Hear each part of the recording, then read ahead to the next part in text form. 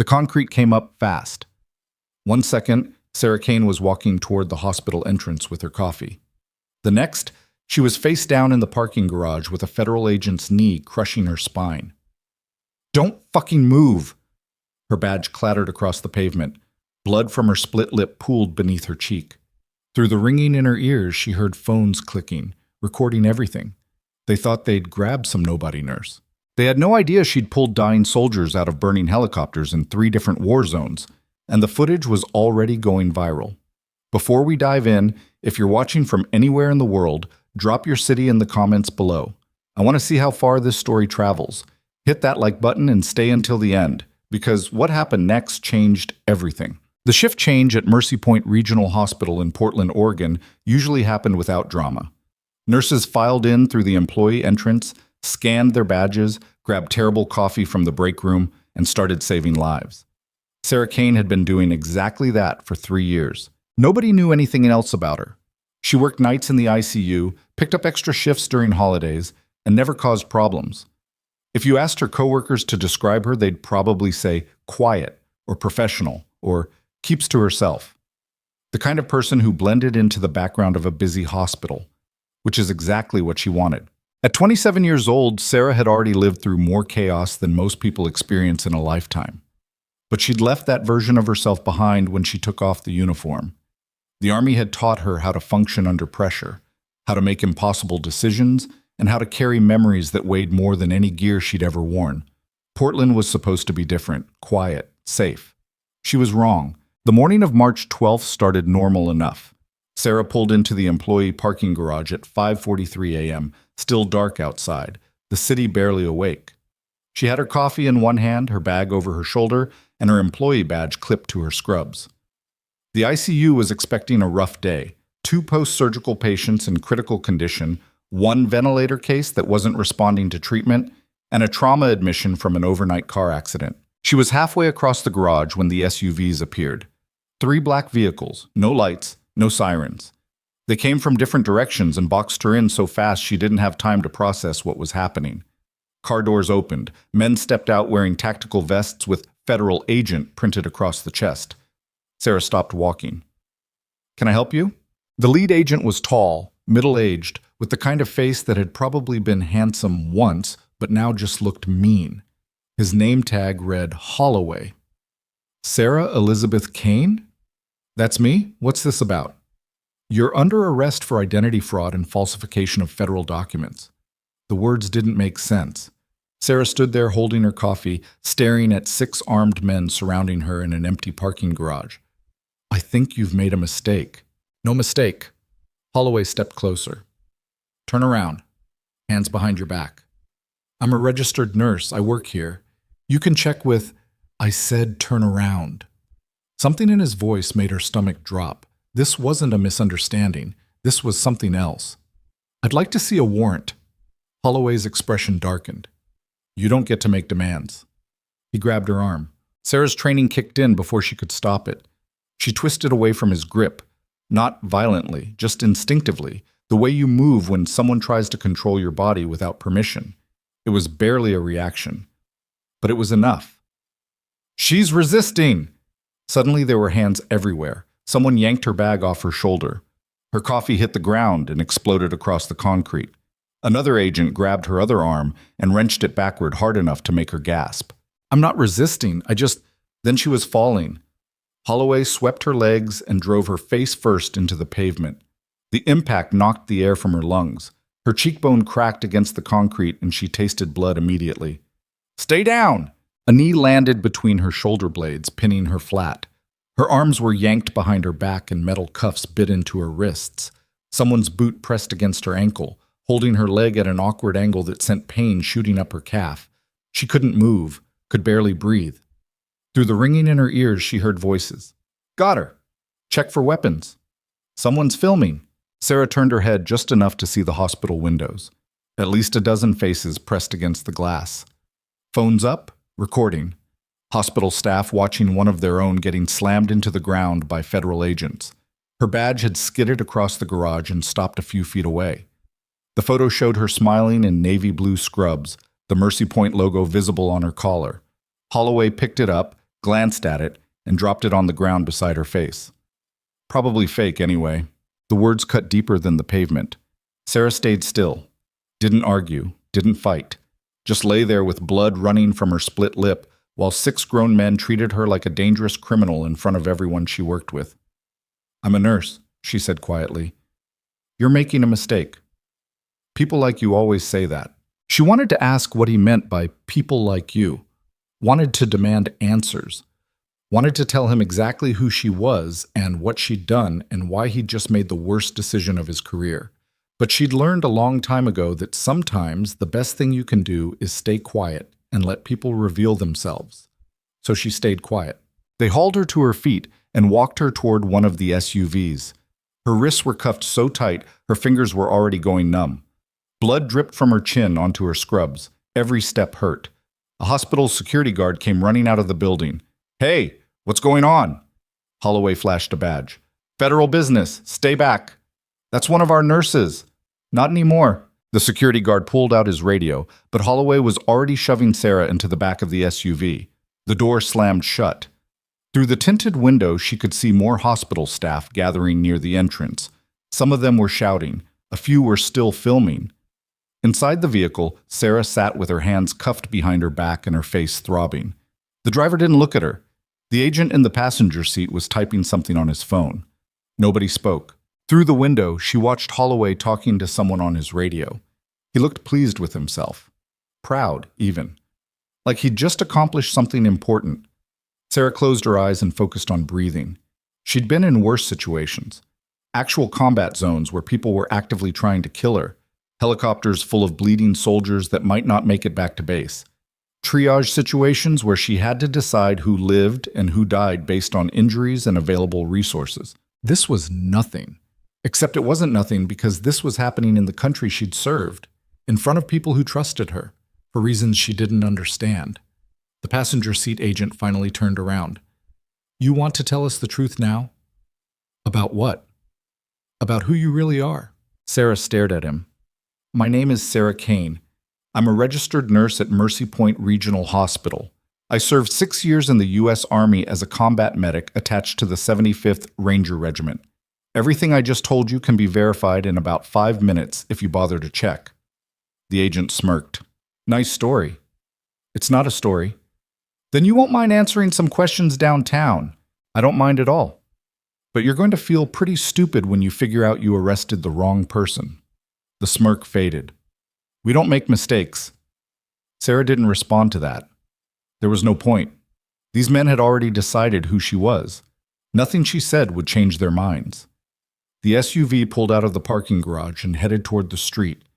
Behind them, Mercy Point Regional Hospital was descending into chaos. Weiss Multpopek. Dr. Marcus Webb had been working in the Mercy Point Emergency Department for 11 years. He'd seen plenty of weird things during that time. Drug overdoses, bizarre accidents, people doing inexplicably stupid things that landed them in the ER. But he'd never seen federal agents arrest one of the hospital's nurses in the middle of a shift change. He was standing in the cafeteria getting coffee when someone ran in shouting about a takedown in the parking garage. By the time he got outside, Sarah was already in the back of an SUV and the vehicle was pulling away.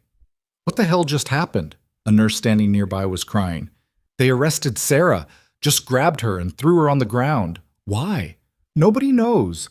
They didn't say anything, just showed up and arrested her." Marcus pulled out his phone and called hospital security.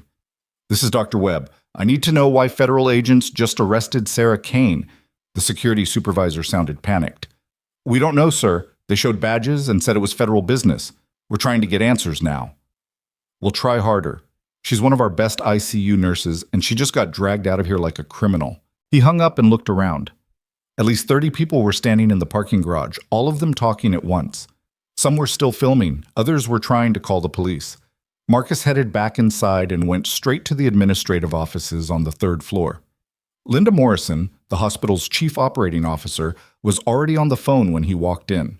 She looked up, saw his expression, and held up one finger. "I understand that, but I need more information before—" Yes, I'll hold." She put the phone on speaker. Marcus leaned against her desk. "What's going on?" Federal agents arrested Sarah Kane about 10 minutes ago. They won't tell us why, won't give us any details, just said it's part of an ongoing investigation. That's insane. Sarah's been here for 3 years. She's never had a single complaint, never been late, never caused any problems. Linda looked exhausted. I know. So what are you going to do about it? What can I do? If federal agents arrest someone, we don't really have a choice but to cooperate. Cooperate? They assaulted her in our parking garage. We don't know what happened. I just watched the video. They threw her on the ground and cuffed her while she was trying to go to work. Linda picked up her phone again. I'm trying to get answers, Marcus. Just give me time. But time was something they didn't have. At 6:14 a.m., Marcus's pager went off. Mass casualty incident. All available personnel to the ER immediately. He ran.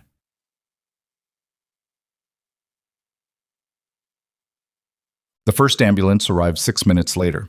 Marcus burst through the emergency department doors and found absolute chaos. Paramedics were already wheeling in patients on gurneys, shouting updates about injuries and vital signs. More ambulances were pulling up outside. The waiting room was filling with people. What happened? Marcus grabbed a passing nurse. Multi-vehicle accident on I-5. Semi-truck jackknifed and caused a pileup. At least 20 vehicles involved. We're getting the worst of them. How many incoming? They're saying 30-plus patients, multiple critical. Marcus felt his stomach drop. 30 patients was manageable if they had enough staff. But it was 6 a.m. on a Tuesday. Half the night shift had already gone home. The morning shift was still arriving. They were understaffed on a good day. This was not a good day. The second wave of ambulances arrived. Patients started flooding the ER faster than they could process them. Broken bones, head injuries, internal bleeding, suspected spinal trauma. Some people were walking wounded. Others were unconscious. One elderly woman wasn't breathing. I need help over here. Where's the intubation kit? Someone call for more blood. Marcus moved from patient to patient, trying to prioritize based on severity. A young man with a collapsed lung. A teenage girl with a fractured skull. An unconscious middle-aged man who was bleeding internally and needed surgery immediately. The ER was designed to handle maybe 10 critical patients at once. They had almost 40. We need more staff, someone shouted. Marcus looked around. Every available doctor was already working. Nurses were running between patients. Even the administrative staff had come down to help with basic tasks. But it wasn't enough. He grabbed his phone and called Linda Morrison. We need everyone you can send to the ER right now. Call in off-duty staff. Pull people from other departments. I don't care where they come from, but we need help. I'm already on it, Linda said. How bad is it? It's bad. We're going to lose people if we don't get more hands down here. He hung up and went back to work. But in the back of his mind, a thought kept nagging at him. Sarah Kane had been an ICU nurse, which meant she was trained in critical care, which meant she'd know how to handle exactly this kind of situation. And she was sitting in the back of a federal SUV somewhere, handcuffed and bleeding, because someone decided she looked like a criminal. The SUV drove through downtown Portland for 20 minutes before pulling into an underground parking garage beneath a nondescript office building. Sarah still didn't know where she was, didn't know what she was being charged with, didn't know if anyone from the hospital even knew where she'd gone. They hauled her out of the vehicle and walked her toward an elevator. Where are we going? No response. The elevator took them to the 3rd floor. They walked her down a hallway with fluorescent lights and gray walls and pushed her into a small interrogation room with a metal table and 2 chairs. Holloway uncuffed her. Sit. Sarah sat. Her wrists were bruised and swollen. Her face hurt. She could still taste blood. Holloway sat down across from her and opened a folder. Let's start over. What's your real name? Sarah Kane. Where were you born? Seattle, Washington. What year? 1999. And you claim you're a nurse? I don't claim anything. I am a nurse. I have a valid RN license issued by the state of Oregon. You can verify it online right now if you want. Holloway flipped through some papers in the folder. According to our information, Sarah Elizabeth Kane died in 2018. The room went silent. Sarah stared at him. What? Sarah Kane. Born in Seattle, 1999, died in 2018 from complications related to a car accident. So either you're lying about who you are, or you're using a dead woman's identity. That's impossible. Is it? Yes, I'm sitting right here. Holloway leaned back in his chair. Here's what I think happened. I think you stole a dead woman's identity, used it to get a nursing license, and now you're working at a hospital under false pretenses. That's identity theft, fraud, and probably a dozen other federal crimes. Sarah felt like the room was tilting. I don't know what information you have, but it's wrong. I am Sarah Kane. I was born in Seattle. I joined the Army in 2018 and served until 2024. I moved to Portland in 2024 and got a job at Mercy Point. Everything I'm telling you is documented. So you say. So I know. Holloway closed the folder. We'll see. You're going to sit here while we verify your story. If it checks out, maybe you go home. If it doesn't, you're going to federal prison. He stood up and walked toward the door. Wait, can I at least call someone, my supervisor at the hospital? A lawyer?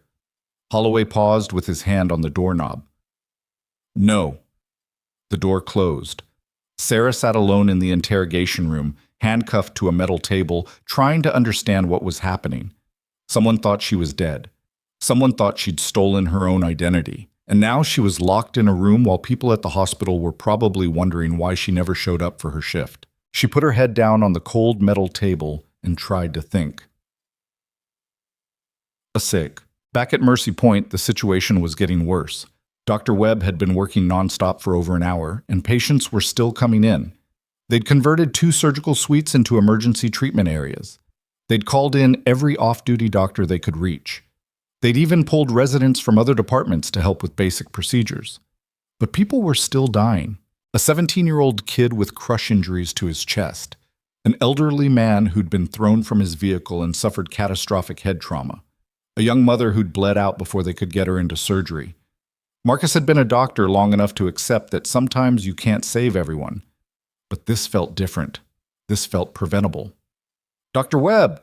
He turned to see one of the ER nurses running toward him. We've got a patient in room 4 with a tension pneumothorax.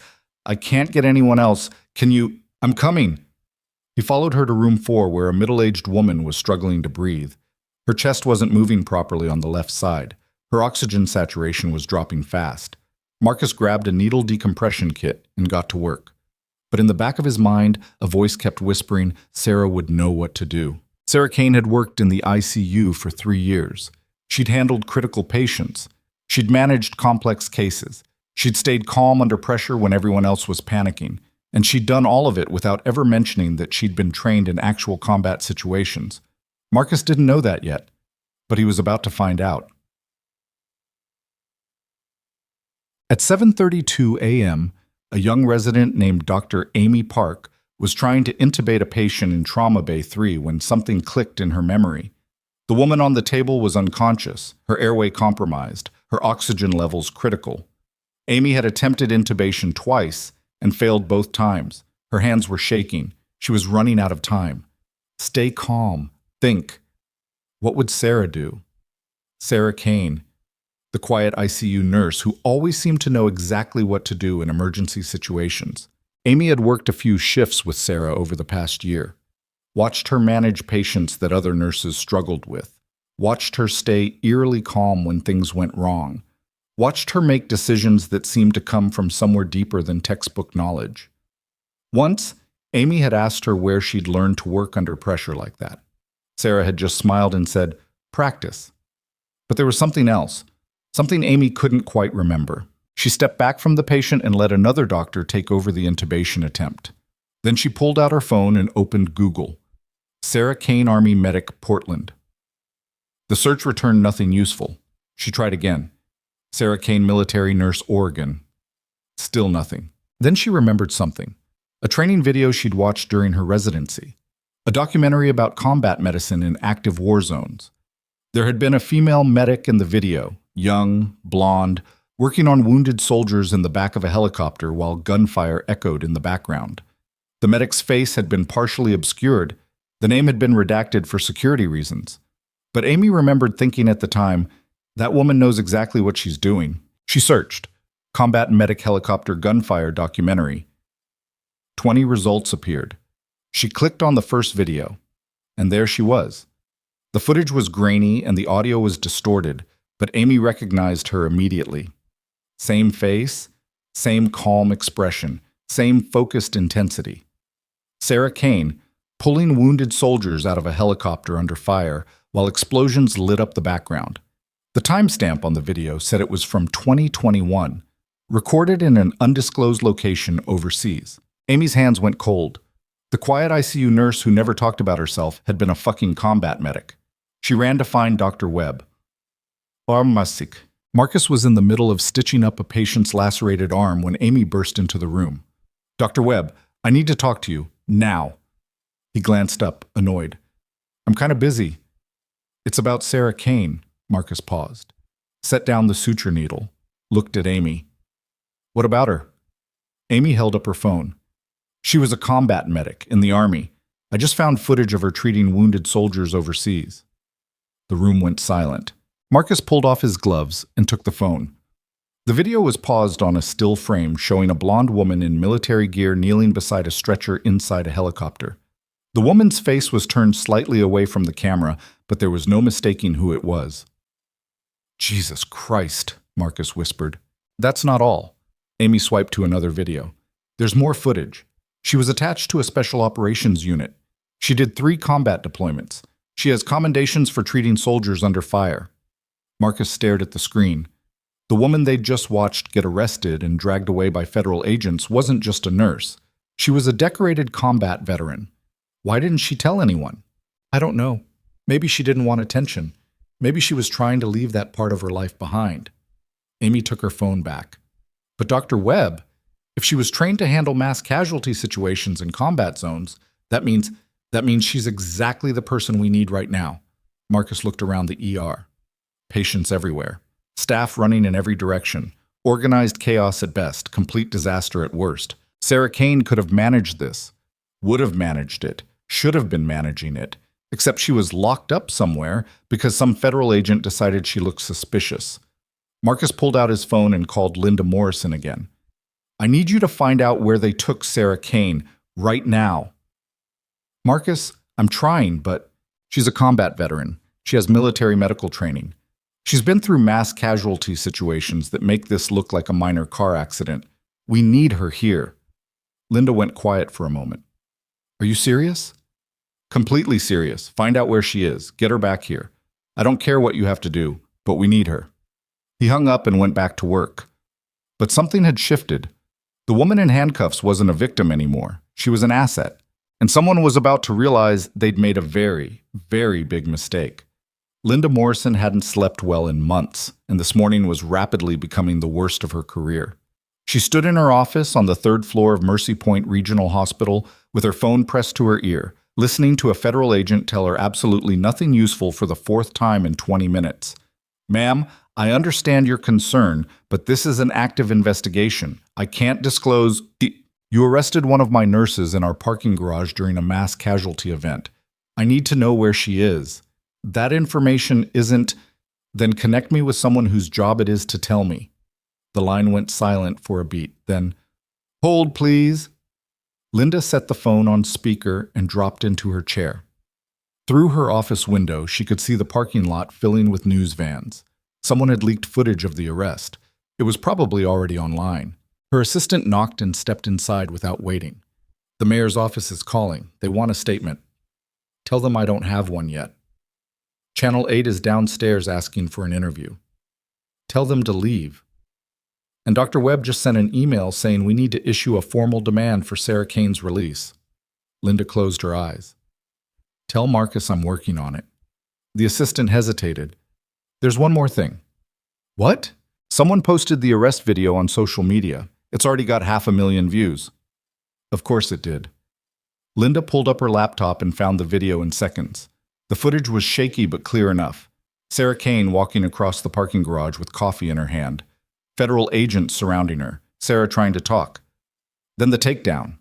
Brutal and unnecessary. Her face slamming into concrete while agents piled on top of her. The comments section was exploding. Who is she? Why did they arrest her like that? That's excessive force. She's a nurse. WTF, Linda's phone buzzed with a text from the hospital's PR director. We need to get ahead of this, now.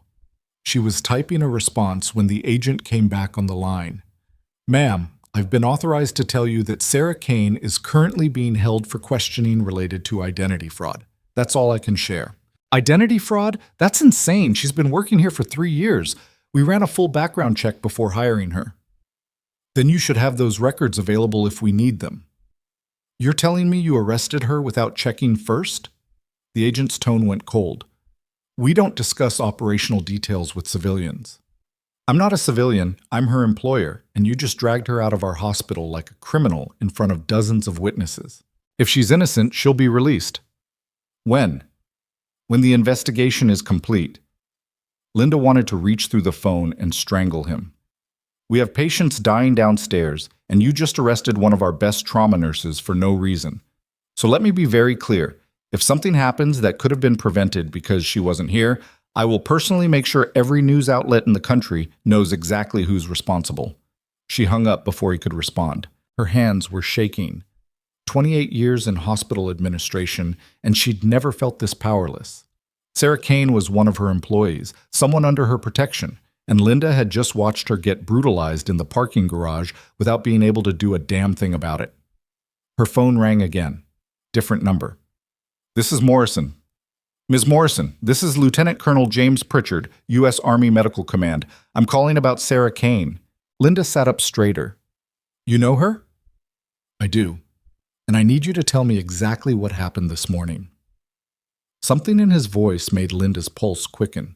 This wasn't a courtesy call. She told him everything: the arrest, the agents, the mass casualty event, the complete lack of information from federal authorities. Pritchard was quiet for a long moment after she finished. Ms. Morrison, I need you to understand something. Sarah Kane isn't just a nurse. She's a decorated combat medic who served 3 tours in active war zones with some of the most elite units in the U.S. military.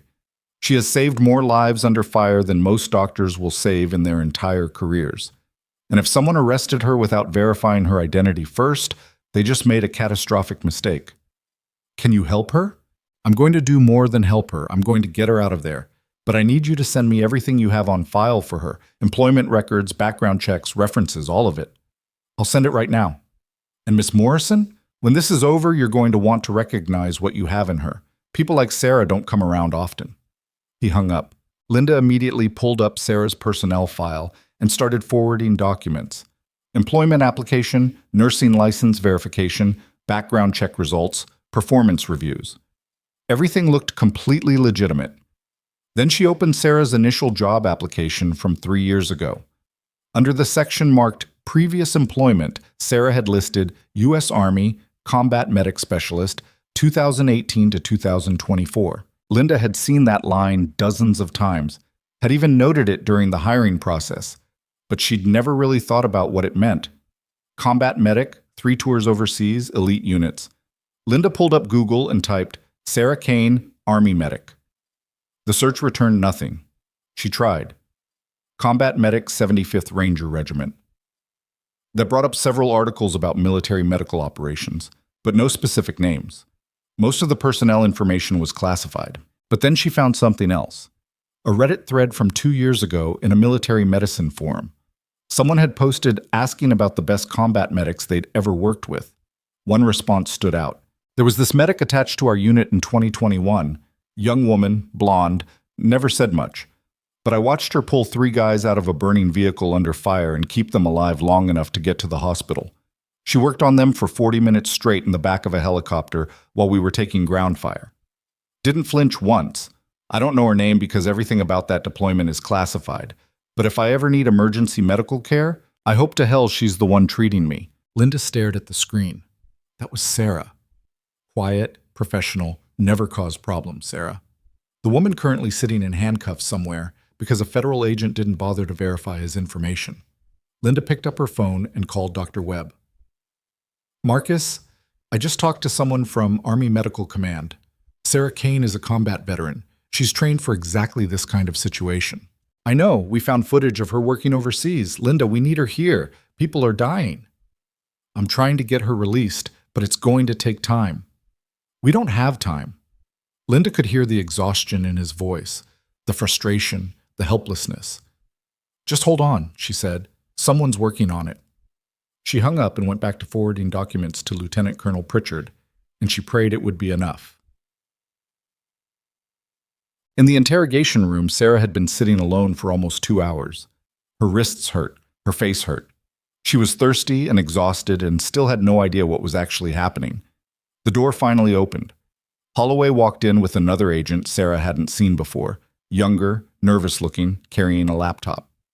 Holloway sat down. The younger agent stayed standing. "We've been reviewing your information," Holloway said. Sarah waited. "According to our records, Sarah Elizabeth Kane died in 2018 from injuries sustained in a motor vehicle accident. Death certificate was filed in King County, Washington." "Then your records are wrong. Are they?" Holloway opened a folder and slid a document across the table. "That's a death certificate with your name on it." Sarah looked at the paper. Sure enough, Sarah Elizabeth Kane, born April 3, 1999, died June 12, 2018. "I don't know what that is, but it's not mine." "So you're saying someone faked your death?" "I'm saying I'm sitting right here, which means I'm obviously not dead." The younger agent cleared his throat. "Sir, there might be an issue with the database. I'm seeing conflicting information." Holloway shot him a look. "What kind of conflicting information?" "Well, the death certificate is from 2018, but she also has an active nursing license issued in 2024, and there's a DOD record showing active military service through 2024. He turned his laptop around. "It looks like there might be 2 different people with the same name." The room went very quiet. Sarah felt something shift in the air. "How different?" Holloway asked. The younger agent scrolled through the screen. "The Sarah Kane who died in 2018 was from Seattle, never served in the military. The Sarah Kane sitting here has military service records, medical training credentials, and an employment history at Mercy Point Regional Hospital." He paused. "They're definitely 2 different people." Holloway's jaw tightened. Sarah leaned forward.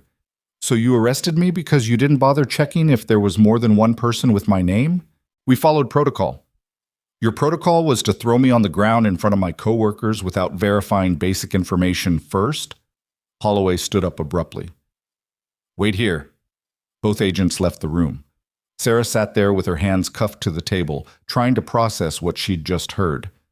They'd arrested her because someone else with the same name had died 6 years ago. That was it. No investigation. No verification. Just a name match in a database and a decision to treat her like a criminal.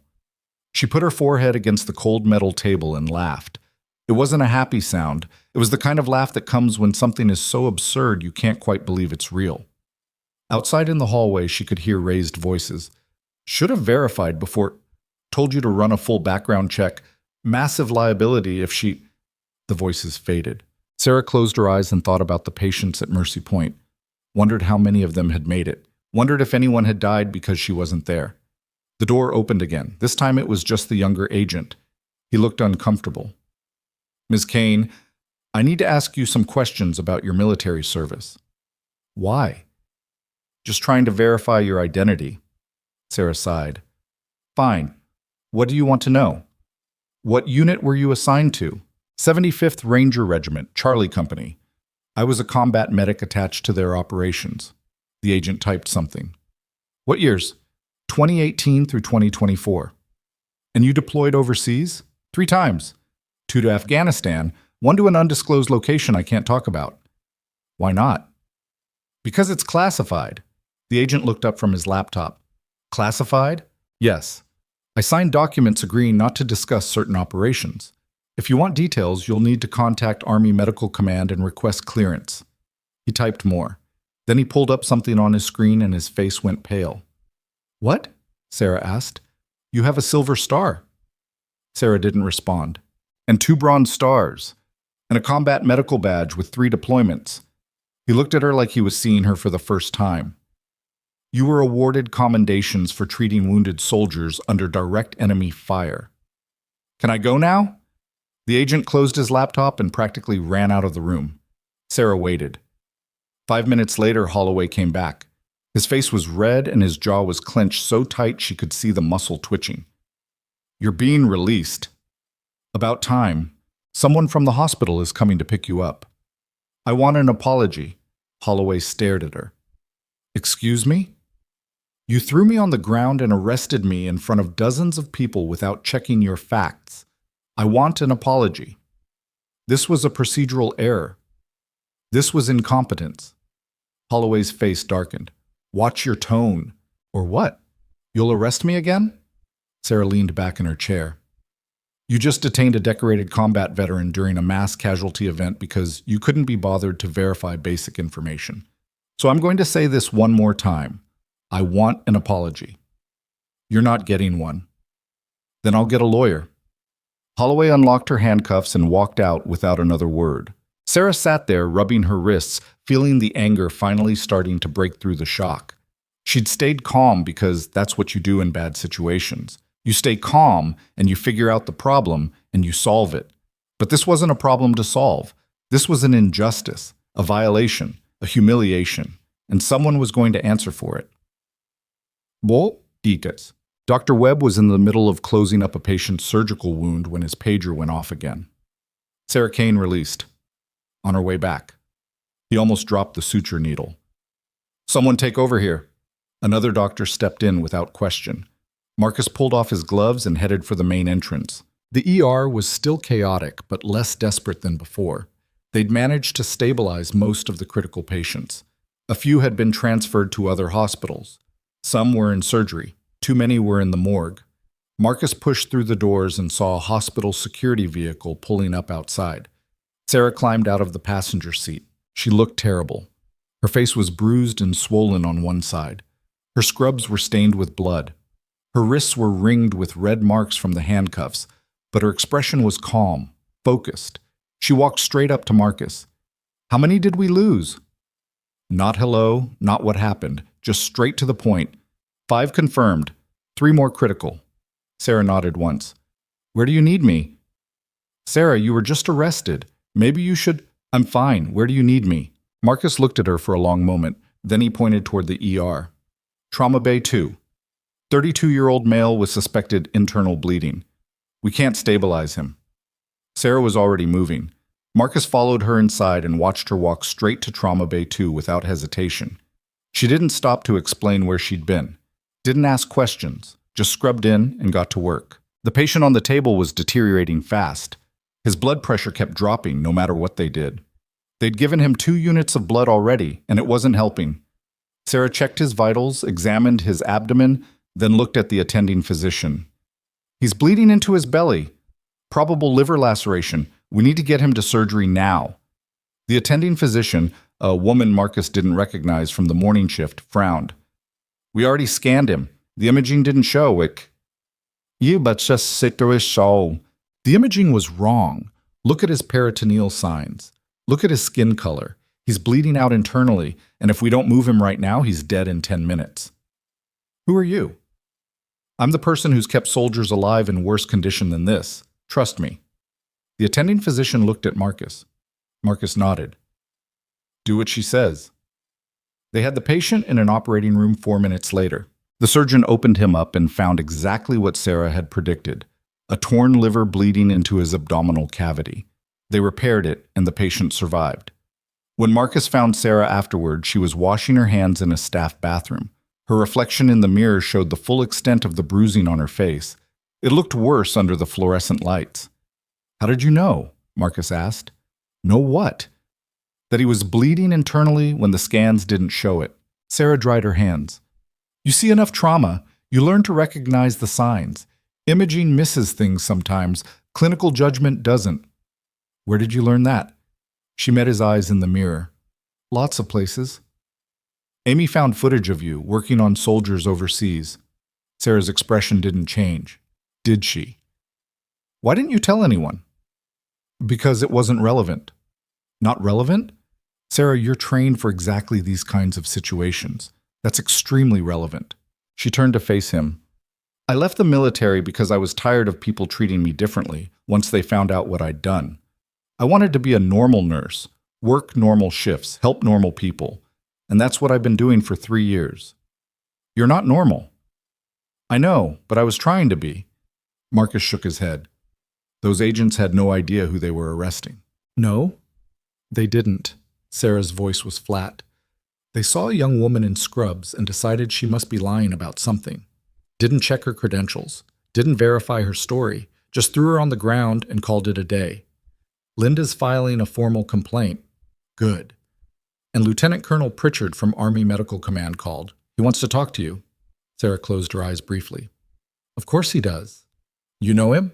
He was my commanding officer during my second deployment. He seems very interested in what happened to you this morning. I bet he is. Marcus studied her carefully. Sarah, this isn't going away.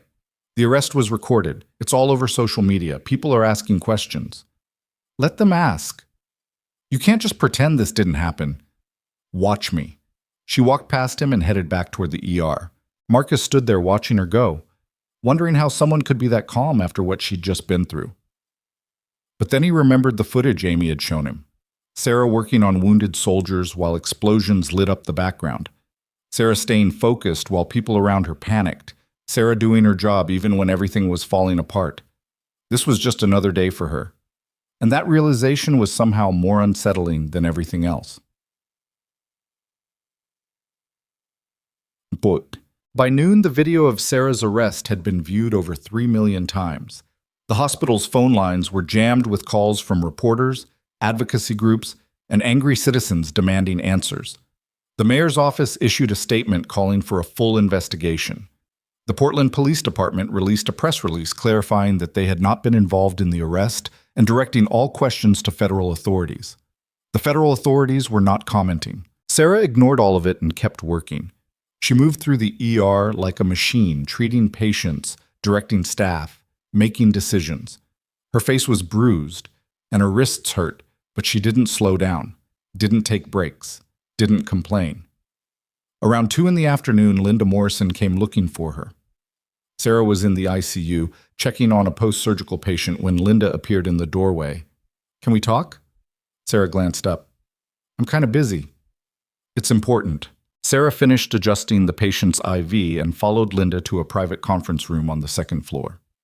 Linda closed the door and turned to face her. First, I owe you an apology. What happened this morning was unacceptable. You were assaulted on our property and we failed to protect you. I'm sorry. Sarah nodded, but didn't say anything. Second, I need you to know that we're taking this seriously. I've already filed complaints with the Federal Oversight Board and contacted our legal team. We're going to make sure those agents are held accountable. Okay. And third, Linda hesitated. Why didn't you tell us about your military background? Because it didn't matter. It clearly matters. No, Sarah said quietly. It matters now because it's convenient. But it didn't matter 3 years ago when you hired me. It didn't matter last week when I worked a double shift. It didn't matter yesterday when I was just another nurse showing up for work. Linda opened her mouth to respond, then closed it again. Sarah continued, I left the military because I wanted to be normal.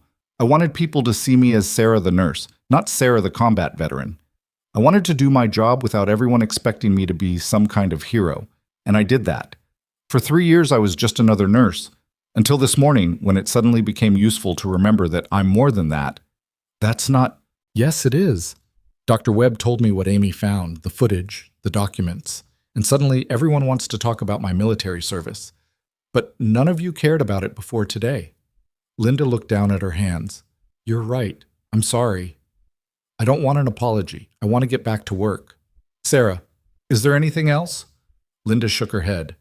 Sarah left the conference room and headed back to the ICU. But the damage was done. The secret was out. By tomorrow morning, every news outlet in the country would be running stories about the decorated combat veteran who was arrested while trying to save lives. And Sarah would never be just a normal nurse again. At 4 in the afternoon, Lieutenant Colonel Pritchard showed up at the hospital. Sarah was reviewing patient charts in the ICU when Linda appeared again, this time with a man in Army dress uniform following her. Sarah, this is... I know who he is. Sarah set down the chart.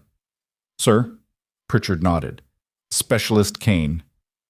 It's just Sarah now, sir. I'm not in the Army anymore. No, but you're still one of mine. And when someone hurts one of my people, I take it personally. He glanced at Linda. Can we have the room? Linda left. Pritchard closed the door and turned back to Sarah. Tell me what happened. Sarah gave him the short version. The arrest, the accusations, the interrogation, the eventual release. Pritchard listened without interrupting. When she finished, his expression was carved from stone. Who was the lead agent? His name was Holloway, and he threw you on the ground without verifying your identity first? Yes, sir. Did he know you were military? Not until after they'd already arrested me. Pritchard pulled out his phone and made a call. This is Lieutenant Colonel Pritchard, Army Medical Command. I need you to pull everything you have on a federal agent named Holloway, first name unknown, Portland Field Office. He paused. Because he just assaulted one of my medics, and I want to know who authorized it. Another pause. I'll wait. He put the phone on speaker. Sarah shifted uncomfortably. Sir, I don't want to make a big deal out of this. Too late. It's already a big deal. Pritchard looked at her carefully. You saved 17 soldiers during your deployments. 17 men and women who are alive right now because you kept them breathing long enough to get medical attention. And this morning, some federal agent decided you looked suspicious and threw you on the ground like a criminal. It was a misunderstanding. No, it was negligence, and I'm not letting it slide. A voice came through the phone. Sir, I have the information you requested. Pritchard picked up his phone. Go ahead. Agent Thomas Holloway, Portland Field Office. 15 years with the Bureau. 3 formal complaints filed in the last 5 years, all dismissed. 2 pending internal reviews for excessive force. Pritchard's jaw tightened. Send me everything you have on him, and get me in contact with his supervisor. Yes, sir. He hung up and looked at Sarah. This isn't over. I just want to do my job. And you will. But first, we're going to make sure the people responsible for what happened to you face consequences. Sarah wanted to argue, wanted to tell him she didn't need anyone fighting her battles. But the look on his face made it clear this wasn't about what she wanted anymore. This was about something bigger. Sir, there's something you should know. What? The arrest was caught on camera. It's all over social media. Pritchard pulled out his phone and searched for the video, found it immediately, watched it in silence.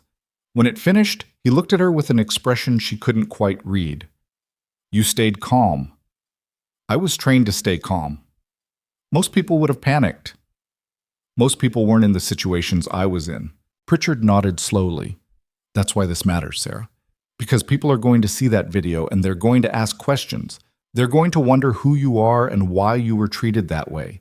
And when they find out you're a decorated combat veteran who was arrested for no reason, they're going to demand answers. I don't want to be a symbol. Too late. You already are. He left the room. Sarah stood there alone, feeling the weight of everything that had just been set in motion. She'd spent 3 years building a quiet life, working shifts, treating patients, staying invisible. And in one morning, it had all come crashing down. Not because she'd done anything wrong, but because someone else had assumed the worst and never bothered to check if they were right. Now the whole world was watching, and Sarah had no idea what came next. By 6 o'clock that evening, the video had been viewed 15 million times, and hashtag Justice for Sarah was trending on Twitter. News outlets were running stories about the arrest with headlines like, Decorated Combat Veteran Arrested While Trying to Save Lives, and Federal Agents Under Fire After Violent Detention of Army Medic. Mercy Point's public relations team was scrambling to respond to interview requests. And in Washington, D.C., several members of Congress were already calling for investigations. Sarah was still working in the ICU when Dr. Webb found her again. You need to see this. He held up his phone showing a news broadcast. The anchor was speaking directly to the camera. Released a statement saying the arrest was based on faulty information and that Agent Holloway has been placed on administrative leave pending an internal review. But many are asking why the agent didn't verify Sarah Kane's identity before detaining her, and whether this incident represents a larger pattern of misconduct within the federal task force. The broadcast cut to footage of protesters gathering outside the federal building in downtown Portland. Signs reading, "Accountability Now," and "Protect Our Veterans." Sarah stared at the screen. This is insane. This is justice, Marcus said quietly. This is a circus. Maybe, but it's also the only way things change. People need to see what happened to you. They need to be angry about it, otherwise nothing gets better. Sarah handed him back his phone. I didn't ask for any of this. I know. But sometimes the right thing happens whether we ask for it or not. He walked away, leaving Sarah alone with her thoughts. She finished her shift at 7 and headed toward the parking garage. The same parking garage where she'd been arrested 12 hours earlier. Someone had cleaned up the spilled coffee. Her badge was gone, probably collected as evidence. The concrete was just concrete again. But Sarah couldn't look at it without seeing herself face down on the ground, handcuffed and bleeding while people watched. She got in her car and drove home. Her apartment was small and quiet, exactly the way she liked it. No decorations, no photographs, nothing that revealed anything about who she was or where she'd been.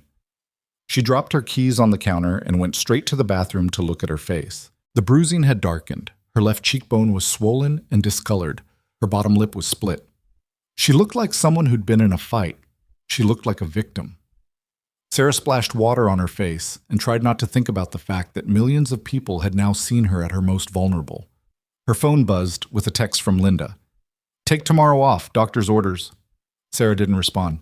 Another text came through, this one from a number she didn't recognize. This is Lieutenant Colonel Pritchard. Call me when you can. We need to talk about next steps. Next steps. As if there was a plan for this, as if any of it made sense. Sarah set her phone face down on the counter and went to bed. But sleep didn't come. Instead, she lay in the dark, replaying the morning in her head. The sound of her face hitting concrete, the weight of the agent's knee on her back, the taste of blood in her mouth. The casual way Holloway had said, people like you always lie. People like you. She'd heard variations of that phrase her entire life. From drill sergeants who didn't think women belonged in combat. From soldiers who didn't trust female medics. From civilians who looked at her and saw someone small and blonde and assumed she couldn't possibly be capable. She'd proven them wrong every single time, but it never stopped them from doubting her in the first place. Sarah stared at the ceiling and felt something cold and hard settling in her chest. She'd stayed calm during the arrest because that's what you do when you're in danger. You stay calm and you wait for your moment. But her moment hadn't come yet. Tomorrow, when Lieutenant Colonel Pritchard called with his next steps, she would listen. And then she would make sure Agent Thomas Holloway understood exactly who he'd put his hands on. Not because she wanted revenge, but because men like him never learned unless someone forced them to. And Sarah Kane was done being underestimated. The call came at 6 in the morning. Sarah had been awake for hours, sitting at her kitchen table with cold coffee and her laptop open to news articles she couldn't stop reading. Each one showed the same grainy footage from different angles. Her face hitting concrete, blood pooling beneath her cheek, Holloway's knee crushing her spine. The phone vibrated across the table. Lieutenant Colonel Pritchard's name appeared on the screen. Sarah answered. Sir? Kane, how are you feeling? Fine. That's not what I asked. Sarah rubbed her eyes. Through her apartment window, she could see the sunrise painting Portland orange and pink, like nothing had happened. I've had worse. I know you have. That's why I'm calling. Pritchard's voice shifted into something more formal. I need you in uniform today. Sarah went still. Sir? Full dress uniform. Medals and everything. There's a press conference at 10 o'clock and you're going to be standing next to me when I make a statement. I don't think that's a good idea.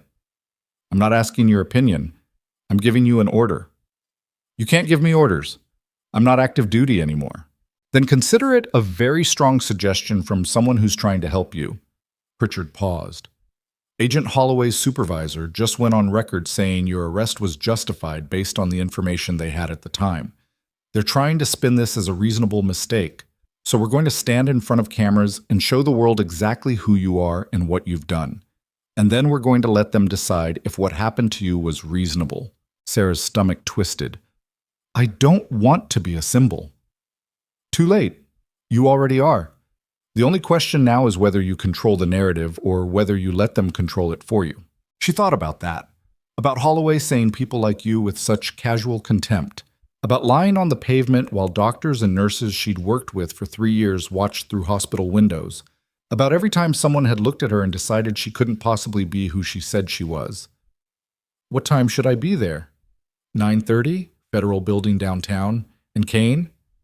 Yes, sir? Thank you. He hung up. Sarah sat there for another minute, then went to her bedroom closet and pulled out the storage box she kept in the back corner.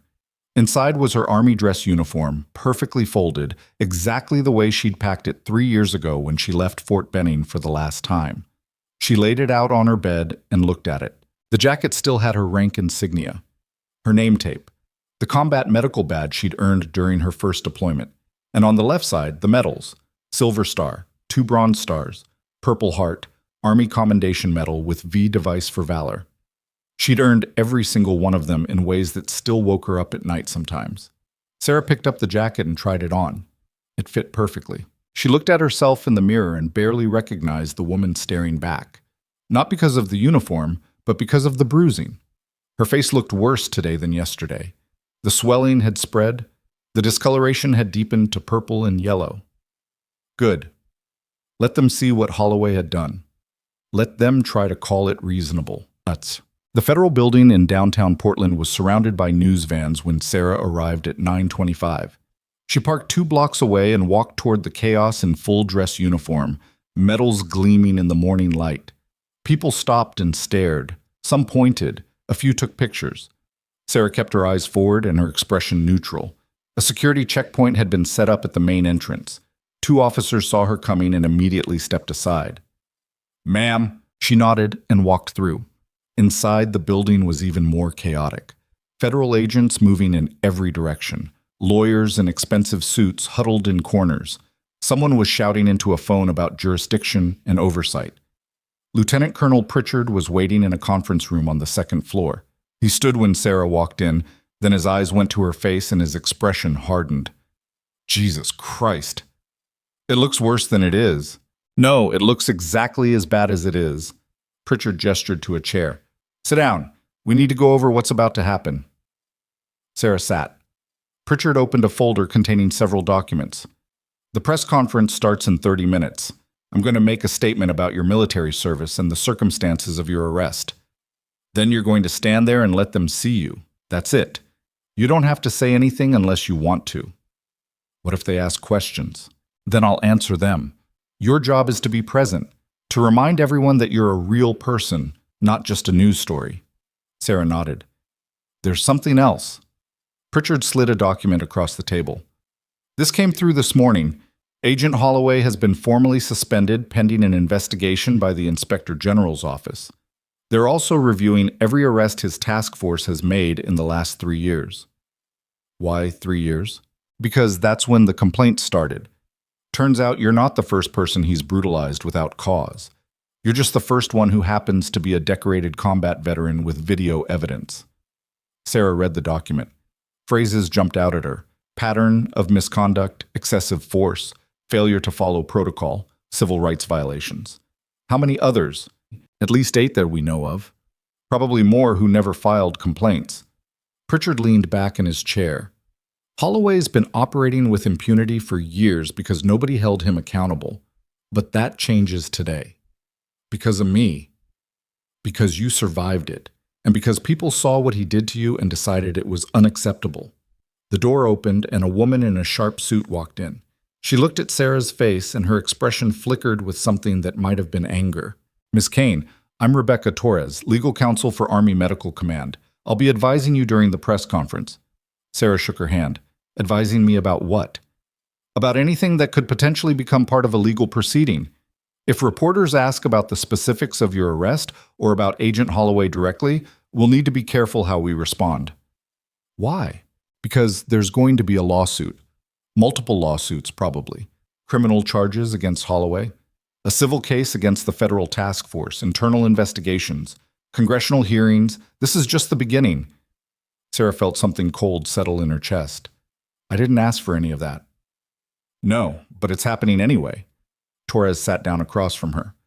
So we need to make sure you're protected. That means being strategic about what we say in public. I just want to tell the truth. The truth is good, but the truth can also be weaponized if we're not careful. Torres pulled out a notepad. Let's talk about what happened yesterday morning. Walk me through it step by step. So Sarah did. She told Torres everything. The arrest, the interrogation, the database error, The casual cruelty of men who'd decided she was guilty without bothering to check. Torres took notes and asked clarifying questions and occasionally stopped to tell Sarah which details were legally significant and which ones weren't. By the time they finished, it was 9:55. Pritchard stood. "It's time." They walked down the hallway toward a large room where the press conference would be held. Sarah could hear voices and camera equipment being set up. Her heart was pounding, but her hands were steady. At the door, Pritchard turned to her. "You don't owe anyone anything. Remember that. You showed up. You wore the uniform. That's already more than most people would do." "I know." "And Kane? I'm proud of you." Something in Sarah's throat tightened. She nodded once and followed him into the room. The space was packed with reporters and cameras and bright lights. They all turned when Sarah walked in, and she heard the collective intake of breath as they registered her face. The bruising, the split lip, the visible injuries. Good. Pritchard walked to a podium at the front of the room. Sarah stood beside him in her dress uniform with her hands clasped behind her back and her spine straight. Military posture. The kind of stance that said, "I belong here," even when everything else was screaming otherwise. Pritchard cleared his throat and the room went silent. "Good morning. I'm Lieutenant Colonel James Pritchard, U.S. Army Medical Command. I'm here to discuss the events of yesterday morning involving former Army Combat Medic Specialist Sarah Kane." He gestured to Sarah. Ms. Kane served 6 years in the United States Army as a combat medic attached to the 75th Ranger Regiment. During that time, she completed 3 combat deployments and was awarded numerous commendations for her service, including the Silver Star for treating wounded soldiers under direct enemy fire. Cameras flashed. Reporters started whispering to each other. Pritchard continued. Yesterday morning, while reporting for her shift as an ICU nurse at Mercy Point Regional Hospital, Ms. Kane was detained by federal agents who accused her of identity fraud. She was physically assaulted, handcuffed, and held for several hours while a mass casualty event unfolded at the hospital where she works. The agents responsible for her detention failed to verify basic information that would have immediately cleared up their alleged concerns. More whispers. Someone raised their hand, but Pritchard ignored them.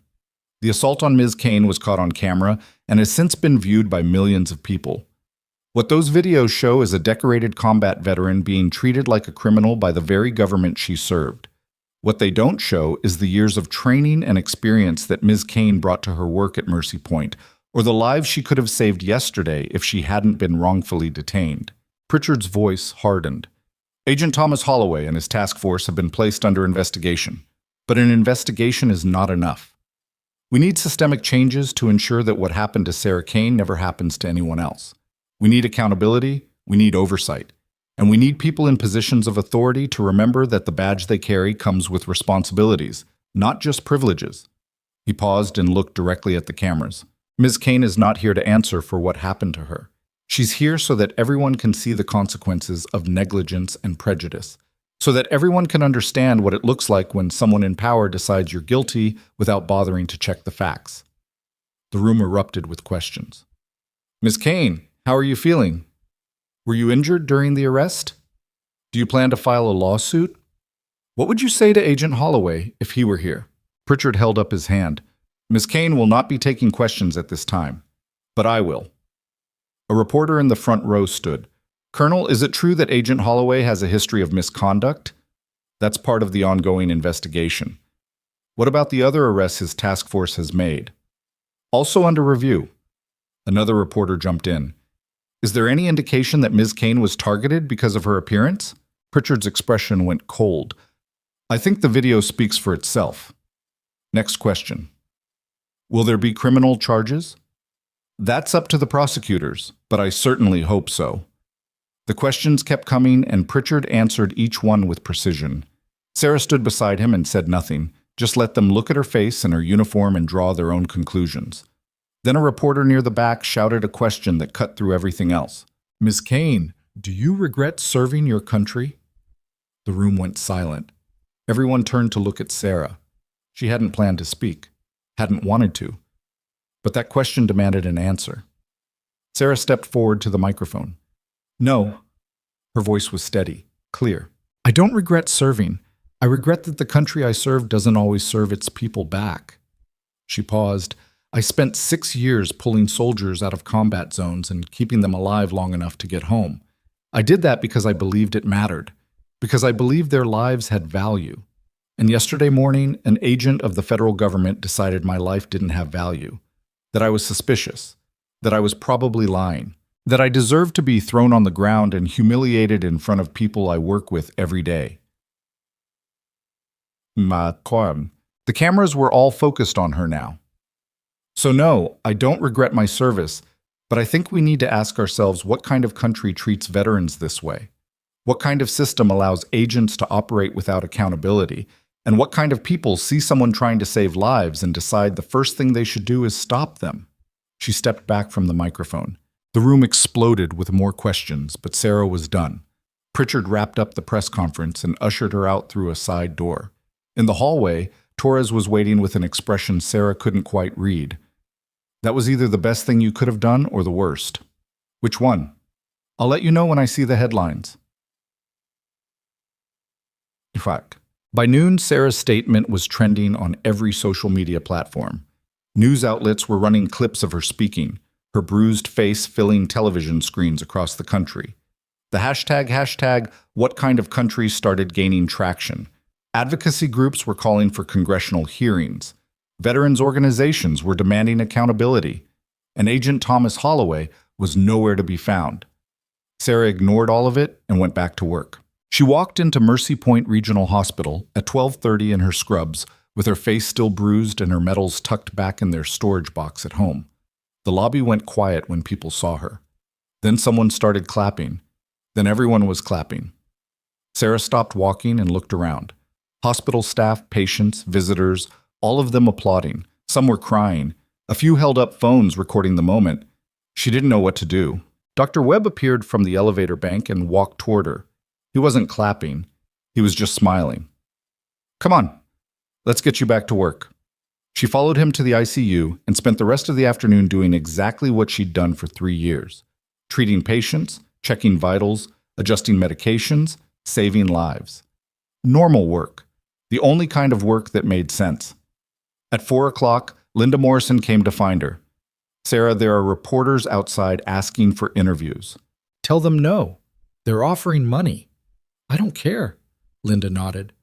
"That's what I told them. But I think you should know, Agent Holloway just released a statement through his lawyer." Sarah looked up from the chart she was reviewing. "What kind of statement?"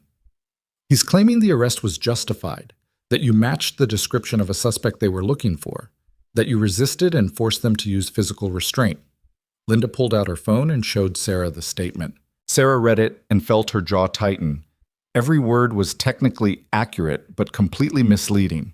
She had matched a description, the name of a dead woman. She had pulled away when Holloway grabbed her, but only reflexively. And she hadn't resisted. She'd been tackled before she could even react. But the statement made it sound like she'd been combative, dangerous, like the agents had no choice but to use force. "This is bullshit." "I know." Sarah handed the phone back. "What do we do about it?" "Torres says we respond with facts, medical records showing your injuries, witness statements from hospital staff, the full-body camera footage from the agents, which they're legally required to turn over. And if they don't, then they're obstructing justice and the consequences get a lot worse for them." Sarah wanted to believe that, wanted to trust that the system would work. But she'd seen too many people get away with too much to have much faith left. "I need to get back to work. Sarah, Linda, I appreciate everything you're doing, but right now the only thing I can control is whether my patients live or die. So that's what I'm going to focus on." She walked away before Linda could respond. The rest of her shift passed in a blur of medication rounds and patient assessments and the kind of routine work that kept her grounded. But in the back of her mind, she kept seeing Holloway's statement, the casual way he'd reframed the entire incident to make himself look justified, the way he'd taken her trauma and twisted it into his defense. At 6:30, Sarah was in the break room when Dr. Amy Park found her. "You need to see this." Amy held up her phone showing a news broadcast. The anchor was speaking urgently. "Pierosum just received confirmation that the Department of Justice has opened a formal investigation into Agent Thomas Holloway and the federal task force he supervises. According to sources, investigators have identified at least 12 cases of potential civil rights violations dating back 4 years. The broadcast cut to footage of federal agents entering the building where Sarah had been held the day before. They were carrying boxes of documents. The anchor continued, "We're also learning that several members of Holloway's task force have already been placed on administrative leave. Legal experts say this investigation could result in criminal charges, civil lawsuits, and potentially the permanent dissolution of the entire unit." Amy lowered her phone. "They're going after all of them." Sarah didn't know what to say. "You did that," Amy said quietly. "You stood up there this morning and told the truth, and now everything's falling apart for them." "Good. Aren't you scared?" "Of what?" "Of what they'll do to you. Holloway has connections. He's been operating for years. He's not going to just roll over and accept this." Sarah thought about that, about men like Holloway who believed they were untouchable, who'd spent years hurting people and facing no consequences. "Let him try." Amy looked at her with something between admiration and concern. "You're different than you were 2 days ago." "No, I'm exactly the same. People are just finally seeing it." Sarah's pager went off. Code blue, in the ICU. She was moving before Amy could say anything else, running down the hallway toward a patient who needed her. The kind of emergency that made everything else disappear. The kind of work that reminded her why she'd become a nurse in the first place. To save people. Not to be a symbol or a news story or a cautionary tale. Just to save people. The code lasted 14 minutes. By the time Sarah got the patient stabilized, her scrubs were soaked with sweat and her hands were shaking from adrenaline. But the patient was alive, breathing on their own, heart rhythm stable. Sarah stepped back and let the rest of the team take over. She was washing her hands in the staff bathroom when her phone rang. Unknown number. She almost didn't answer. But something made her pick up. "This is Sarah. Ms. Kane, this is Detective Mark Reeves with the Portland Police Department. I'm working with the DOJ on their investigation into Agent Holloway. Do you have a few minutes to talk?" Sarah's pulse quickened. "Now?" "If possible. I know you're at work, but this is time sensitive." "Okay. What do you need?" "We've obtained the body camera footage from the agents who arrested you. We've also collected witness statements from hospital staff and reviewed your medical records from that morning. But we need your official statement about what happened, in your own words." Sarah sat down on the edge of the bathroom counter. "I already told all of this to multiple people. I know. But none of those statements are legally admissible in criminal proceedings. We need an official deposition. It'll take about an hour, maybe less." "When?" "Tomorrow morning, if you're available. 9 a.m. at the federal courthouse." Sarah thought about her schedule. She was supposed to work tomorrow, but Linda had already told her to take time off if she needed it. "I'll be there." "Thank you, Ms. Kane. One more thing. We're bringing formal charges against Agent Holloway tomorrow afternoon. The press will probably get wind of it quickly. I wanted you to hear it from me first." "What kind of charges?" "Assault, battery, deprivation of rights under color of law, and filing a false report. If convicted, he's looking at significant prison time." Sarah felt something twist in her chest. Not satisfaction exactly, more like validation. "Okay. I'll see you tomorrow morning." He hung up. Sarah sat there in the bathroom with her phone in her hand, trying to process what she'd just heard. Formal charges. Prison time. Holloway had hurt her, and now he was going to face consequences for it. Real consequences. She should have felt relieved, vindicated, something positive. Instead, she just felt tired. Because none of this brought back the morning she'd lost. None of this erased the memory of concrete hitting her face or the sound of patients dying while she sat handcuffed in an interrogation room. Justice was coming, but it didn't feel like enough. Sarah finished her shift at 8 and drove home in silence. Her apartment was exactly the way she'd left it that morning. Coffee cup in the sink, laptop still open on the kitchen table, dress uniform laid out on her bed where she'd left it before the press conference. She put the uniform away and changed into sweatpants and a t-shirt. Then she sat on her couch and turned on the news. Every channel was covering the same story. Her story. Footage of the press conference. Analysis of Holloway's statement. Legal experts discussing potential charges. veterans advocates calling for systemic reform. Sarah watched it all with a strange sense of detachment. That woman on the screen, the one with the bruised face and the medals and the steady voice, that was her. But it also wasn't her.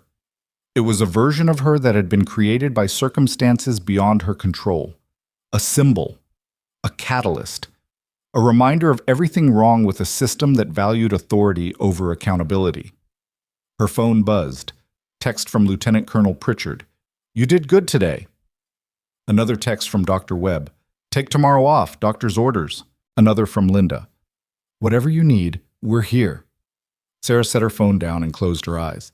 She'd spent 6 years in the Army learning how to stay calm under pressure, how to make impossible decisions, how to save people who should have died. But nobody had taught her how to handle this, how to be the face of something bigger than herself, how to watch her trauma become public property, how to live with the fact that her worst moment had been viewed by millions of strangers who thought they knew her now because they'd seen her at her most vulnerable. A knock on her door made her jump. Sarah stood and walked to the door carefully, looked through the peephole. Agent Thomas Holloway was standing in the hallway. Sarah's blood went cold. He knocked again. "Miss Kane, I know you're in there. We need to talk." Sarah's hand went to her phone. She should call the police, should call Pritchard, should call someone. But instead, she opened the door. Holloway looked different without the tactical vest and the backup. Smaller, somehow. Older. Like a man who was finally realizing he'd miscalculated badly. "What do you want?" "To apologize." Sarah stared at him. "You shouldn't be here." "I know, but I needed to say this in person." Holloway shifted uncomfortably. "What happened yesterday was wrong. I made assumptions I shouldn't have made. I didn't verify information I should have verified, and I hurt you because of it. I'm sorry." The words hung in the air between them. Sarah wanted to slam the door in his face. Wanted to tell him his apology meant nothing. Wanted to scream at him for every second of humiliation and pain he'd caused. But she didn't, because she could see the truth in his eyes. He wasn't sorry he'd hurt her. He was sorry he'd been caught. "You need to leave." "Ms. Kane, you're under investigation. You're about to be criminally charged, and you just showed up at my apartment without permission trying to apologize so you can tell a judge you expressed remorse." Sarah's voice was flat, cold. "So no, I don't accept your apology. And if you're still standing here in 10 seconds, I'm calling the police and adding harassment to the list of charges." Holloway's face hardened. "I was trying to do the right thing. Now you were. Yesterday morning, you were trying to do the easy thing, and there's a difference." She closed the door and locked it. Through the wood, she heard Holloway stand there for another moment, then footsteps walking away. Sarah leaned against the door and felt her hands shaking. He'd come to her home. The man who'd assaulted her had shown up at her apartment trying to manipulate her into forgiveness, and she'd sent him away. But now he knew where she lived. Sarah pulled out her phone and called Detective Reeves. He answered on the second ring. "Miss Kane? Agent Holloway just came to my apartment." Silence. Then, "Are you okay?" "I'm fine." But he knocked on my door trying to apologize. I told him to leave and he did, but I wanted to report it. That was a violation of the investigation protocols. He's not supposed to have any contact with you. Reeves sounded angry. "I'm sending officers to your location now. Do not open the door for anyone except uniformed police." "Okay." "And Ms. Kane, this helps our case. A lot." "Good." She hung up and sat on her couch waiting for the police to arrive. Her phone buzzed with news alerts. One caught her eye. Breaking. Federal Agent Thomas Holloway reportedly visited Sarah Kane's residence hours before formal charges expected to be filed. Someone had seen him, recognized him, reported it. The story was already spreading. Sarah turned off her phone and put her head in her hands. This wasn't over. This was just beginning. And somewhere out there, Holloway was realizing he'd just made everything infinitely worse for himself. The police arrived 12 minutes after Sarah's call. 2 uniformed officers knocked on her door and she let them in, watching through the window as a third officer walked the perimeter of her building. They took her statement about Holloway's visit, photographed her doorway, and asked if she felt safe staying in her apartment. "I'm fine." The older officer looked skeptical. "Ma'am, Agent Holloway violated investigation protocols by coming here. We can arrange protective custody if..." I said I'm fine. He nodded slowly. We'll have a patrol car in the area tonight. If you see him again, call immediately. They left. Sarah locked the door behind them and stood in her empty apartment listening to the silence. Holloway had shown up at her home, had knocked on her door, had tried to manipulate her into giving him something he could use to save himself. And she'd sent him away. But the message was clear. He knew where she lived, knew she was alone, knew exactly how vulnerable she was. Sarah pulled out her phone and texted Lieutenant Colonel Pritchard. Holloway came to my apartment. Police were notified. Thought you should know. The response came back in seconds. Are you safe? Yes. I'm making calls. This ends tomorrow. Sarah set her phone down and went to her bedroom. She pulled the storage box out of her closet again and opened it. Inside was more than just her dress uniform. There was also a small lockbox she'd kept from her army days. She opened it. Inside was a Sig Sauer P322. Oh, she'd been issued during her second deployment. She'd kept it after discharge, properly registered and maintained. She'd never had to use it in civilian life and hadn't even thought about it in months. But now she checked the magazine, verified the safety, and set it on her nightstand, just in case. Then she lay down fully clothed on top of her covers and stared at the ceiling until her alarm went off at 6. Walk. The deposition was scheduled for 9 a.m. at the federal courthouse. Sarah arrived at 8:45 in business casual clothes with her bruised face and her hands steady. Detective Reeves met her in the lobby and escorted her through security to a conference room on the 3rd floor. Before we start, you should know, Holloway's attorney tried to get this deposition postponed, claimed his client's visit to your apartment last night was taken out of context. What context? That's what the judge asked. The motion was denied in about 30 seconds. Reeves held the door open for her. His lawyer's not happy. Good. Inside the conference room, 3 people were waiting. Rebecca Torres from Army Medical Command, a court reporter, and a federal prosecutor Sarah hadn't met before. The prosecutor stood and offered her hand. Ms. Kane, I'm Assistant U.S. Attorney Jennifer Hassan. I'll be handling the criminal case against Agent Holloway and his team. Thank you for being here. Sarah shook her hand. Let's get this over with. Hassan smiled slightly. Direct. I like that. They sat down and the court reporter swore Sarah in. Hassan pulled out a folder. I'm going to walk you through the events of March 12th step by step. Some of these questions might seem repetitive, but I need every detail on the record. Understood? Yes. Let's start at the beginning. What time did you arrive at Mercy Point Regional Hospital that morning? Sarah told her everything. The parking garage, the SUVs, Holloway's accusations, the arrest, the concrete hitting her face, the interrogation, the database error, the eventual release. Hassan took notes and asked clarifying questions. The court reporter's fingers moved across the stenotype machine. Torres occasionally interjected with legal points. The deposition lasted 90 minutes. When it was finally over, Hassan closed her folder and looked at Sarah directly. One more thing. We obtained the body camera footage from all 6 agents involved in your arrest. Would you be willing to review it and provide commentary? Sarah's stomach tightened. You want me to watch myself get arrested? I know it's not easy, but your perspective on what happened, moment by moment, could be critical for the prosecution. Sarah thought about that, about having to relive the worst morning of her life in front of strangers with cameras recording her reaction. But she also thought about the other victims. The 8 people Holloway had brutalized before her. The ones who'd filed complaints that went nowhere. The ones who'd stayed silent because they didn't think anyone would believe them. When? This afternoon, if you're available. We have a secure viewing room here. I'll be there. Hassan stood. Thank you, Ms. Kane. I know this is difficult, but what you're doing matters. Sarah left the courthouse and sat in her car for a long moment before starting the engine. Her phone buzzed with a text from Linda.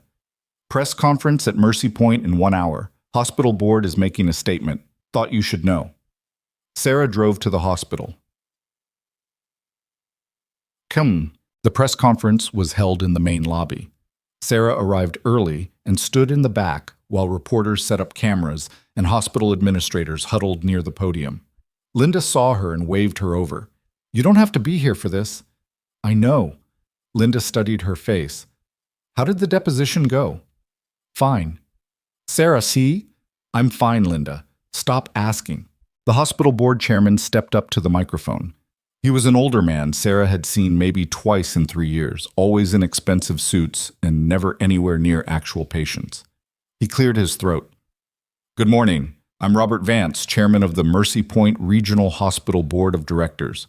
We're here today to address the events of March 12th and to announce several policy changes. He pulled out a prepared statement. First, we want to publicly apologize to Sarah Kane for the treatment she received. The arrest that took place on our property was unjust and traumatic, and we failed to adequately support one of our employees during a crisis. That failure is unacceptable. Sarah felt her jaw tighten. The words sounded rehearsed, calculated, like something a lawyer had written to minimize liability. Vance continued, Second, we are implementing new protocols for how our staff interacts with law enforcement during on-site incidents. These protocols will ensure that our employees' rights are protected and that we maintain communication with legal authorities. Translation, they were covering their asses. Third, we are establishing the Sarah Kane Excellence in Nursing Award to recognize exceptional dedication and service to patient care. The first award will be presented next month. Sarah's vision went red. She pushed through the crowd toward the podium. Stop. Vance looked up, startled. Ms. Kane, you don't get to name an award after me. The room went silent. Every camera turned toward Sarah. Vance tried to recover. We wanted to honor... You wanted to use me for good publicity after you suspended me without even asking what happened. Sarah's voice was steady, but cold. Where were you when I was handcuffed in the parking garage? Where were you when patients were dying because I couldn't be there to help? Where were you when I needed support? Ms. Kane, I understand you're upset, but I'm not upset. I'm done. She looked at the cameras. Mercy Point Hospital did nothing to help me. They panicked, suspended me to protect themselves, and now they want to give me an award to make it look like they care. But they don't care about me. They care about their reputation. Linda stepped forward. Sarah, that's not... Yes, it is. Sarah turned to her. You're a good person, Linda. You tried. But this... She gestured at Vance and the board members. This is damage control, not justice. She walked out. Behind her, the press conference devolved into chaos. Reporters shouted questions at Vance. Camera crews rushed after Sarah. But she kept walking until she reached her car and drove away. Her phone started ringing immediately. Linda, Pritchard, Torres, Dr. Webb, news outlets, unknown numbers. Sarah turned it off and drove to the one place she knew would be quiet. The cemetery was on the east side of Portland, small and peaceful. Sarah parked and walked through rows of headstones until she found the one she was looking for. It belonged to someone she'd served with during her first deployment, a ranger named Marcus Oviedo, who'd been killed by an IED 3 years ago. She'd kept his family updated after his death, had attended his funeral, had visited his grave a few times over the years when she needed to remember why the work mattered. Sarah sat down on the grass next to his headstone. Hey, Marcus. Things are kind of a mess right now. The wind moved through the trees. Traffic hummed in the distance. I know you'd probably tell me to stop complaining and deal with it. You were always good at that, just handling things without making it dramatic. She pulled up a few weeds growing near the base of the stone. But I'm tired. I'm tired of people using me for their own purposes. Tired of watching everyone turn this into something it's not. She thought about the hospital board trying to give her an award, about Holloway showing up at her apartment, about millions of strangers who thought they knew her because they'd seen 30 seconds of video. I just wanted to be a nurse. That's it. Just help people and go home and live a normal life. But now I'm a symbol or a victim or whatever people need me to be so they can feel good about themselves. A car pulled into the cemetery parking lot. Sarah looked up and saw Lieutenant Colonel Pritchard getting out. He walked over and sat down on the grass beside her without asking permission. How did you find me? Linda told me you come here sometimes. They sat in silence for a moment. Pritchard looked at the headstone. I knew Oviedo. Good soldier. Good person. Those don't always go together, but in his case, they did. Pritchard turned to face her. I watched the press conference, or what there was of it before you shut it down. They tried to name an award after me. I know. Like that makes up for anything. It doesn't. But Sarah, you need to understand, people don't know how to handle what happened to you. They want to do something, fix it, make it better. And most of them don't have the tools or the authority to actually help. So they do symbolic gestures instead. I don't want symbolic gestures. I want things to change. Then you're going to get what you want, because Holloway was formally charged 2 hours ago. Sarah looked at him. What? 6 counts. Assault, battery, deprivation of rights under color of law, filing false reports, obstruction of justice, and witness intimidation. Pritchard pulled out his phone and showed her the DOJ press release. He's facing up to 20 years in federal prison if convicted. Sarah read the document. The charges were detailed and specific. The evidence listed included body camera footage, witness statements, medical records, and Holloway's own written reports that contradicted the video evidence. What about the others? His task force. 3 more agents have been charged. 5 others are suspended pending investigation. And the entire operation is being reviewed by the Inspector General. Pritchard put his phone away. They're dismantling everything Holloway built. Because of me. Because of him.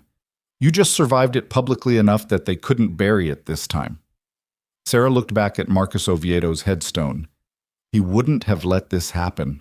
No, he would have punched Holloway in the face and dealt with the consequences later. Pritchard smiled slightly. But you're smarter than that. You stayed calm. You documented everything. You let the system work even when it felt like it wasn't working. And now Holloway's going to prison. Allegedly. The trial's a formality. They have him on video committing multiple felonies. His own body camera recorded him saying, "People like you always lie," while you were bleeding on the pavement. The jury's going to watch that and convict him in under an hour. Sarah wanted to feel vindicated, wanted to feel like justice was being served. But all she felt was empty. When's the trial? Preliminary hearing is next week. Actual trial probably starts in 3 months. And they'll want me to testify. Yes. Sarah closed her eyes. 3 more months of this. 3 more months of being a symbol instead of a person. 3 more months of strangers dissecting her trauma and turning it into entertainment. I can't do this for 3 more months. You won't have to do it alone. Torres will prepare you. I'll be there. The whole Army Medical Command legal team will support you. Pritchard paused. And when it's over, Holloway will be in prison and you can go back to your life. What life? Everyone knows who I am now. I can't just be a nurse anymore. So be more than a nurse. Sarah looked at him. What does that mean? It means you have a platform now, whether you want it or not. You can use it to push for real change, police accountability, veteran support systems, medical advocacy, whatever matters to you. Pritchard stood and brushed grass off his uniform. Or you can walk away from all of it and go back to working night shifts in the ICU. Either choice is valid, but don't waste this moment pretending it didn't happen. He left. Sarah sat there alone for another hour, thinking about what came next. At 4 o'clock, Sarah returned to the federal courthouse for the video review. Hassan met her in the lobby and escorted her to a small, secure room with a monitor, a conference table, and no windows. Detective Reeves was already there with a laptop. Ready? Hassan asked. No, but let's do it anyway. Reeves pulled up the first video file. The body camera footage started with Agent Holloway walking through the parking garage. Timestamp, 5:46 a.m. Sarah could see herself in the distance, walking toward the hospital entrance with her coffee. Holloway's voice came through the audio. That's her. Move in. The other agents spread out. Sarah kept walking, unaware. Then the SUVs appeared and Sarah stopped. The camera captured everything from Holloway's perspective. Sarah's confused expression, her calm voice asking what was happening, her pulling away when Holloway grabbed her arm, barely a movement, just instinct. She's resisting. Watching it now, Sarah could see how deliberate it was. Holloway had grabbed her hard enough to make her react, then used that reaction as justification for force. The tackle came next. Sarah watched herself hit the pavement, watched her coffee explode across the concrete, watched Holloway's knee drive into her spine while she tried to explain she was a nurse. Hassan paused the video. Are you okay? Sarah's hands were shaking. Keep going. The next section showed the interrogation, Holloway accusing her of fraud, Sarah explaining calmly that he'd made a mistake, Holloway dismissing her without checking. Then came the audio that made Sarah's blood run cold. During a moment when Holloway thought the body camera was off, or didn't care, he He spoke to another agent in the hallway outside the interrogation room. You really think she's military? Her records say so. Bullshit. Look at her. She's probably some illegal using a dead woman's identity to get work. The database shows, I don't care what the database shows. People like her lie about everything. We'll sort it out later. The recording continued. What if she's telling the truth? Then she'll go home. No harm done. Except we already knocked her around pretty good. So? She resisted. It's on camera. Silence on the recording. Then the other agent. Man, I don't know. This feels wrong. Then go file paperwork if you're uncomfortable. I'll handle the interview. The video ended. Hassan looked at Sarah. That audio is going to be Exhibit A at trial.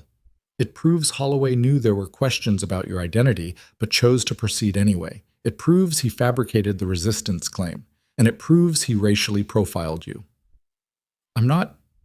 Sarah stopped. What? People like her? Probably some illegal. Those are coded phrases. Hassan's expression was grim. Holloway looked at you and made assumptions based on appearance. That's textbook discrimination. Sarah felt something click into place. The casual contempt in Holloway's voice. The way he dismissed her credentials without checking. The assumption that she must be lying. He hadn't just made a mistake. He'd decided she didn't deserve the benefit of the doubt. Play the rest. Reeves pulled up the other agents' body cameras. Each one showed a slightly different angle of the arrest, but the story was the same. Excessive force against someone who wasn't resisting. Fabricated justifications. Casual cruelty. When the videos finished, Sarah sat back in her chair. How many people has he done this to? We're still investigating, but so far we've identified 14 cases where Holloway's reports don't match the body camera evidence.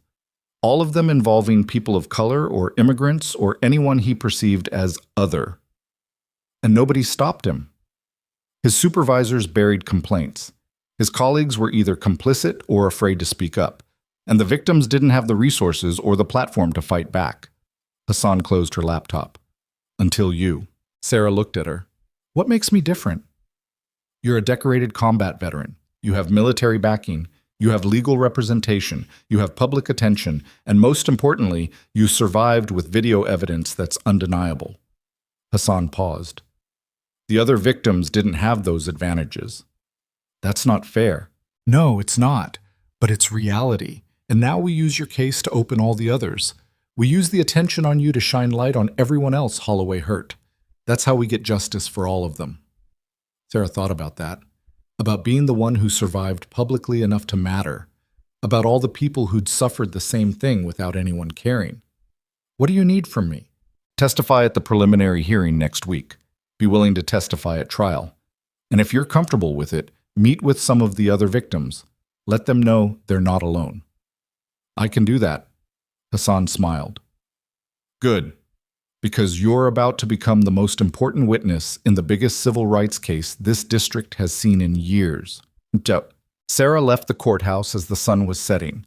She sat in her car and checked her phone for the first time in hours. Dozens of missed calls and texts. But one stood out.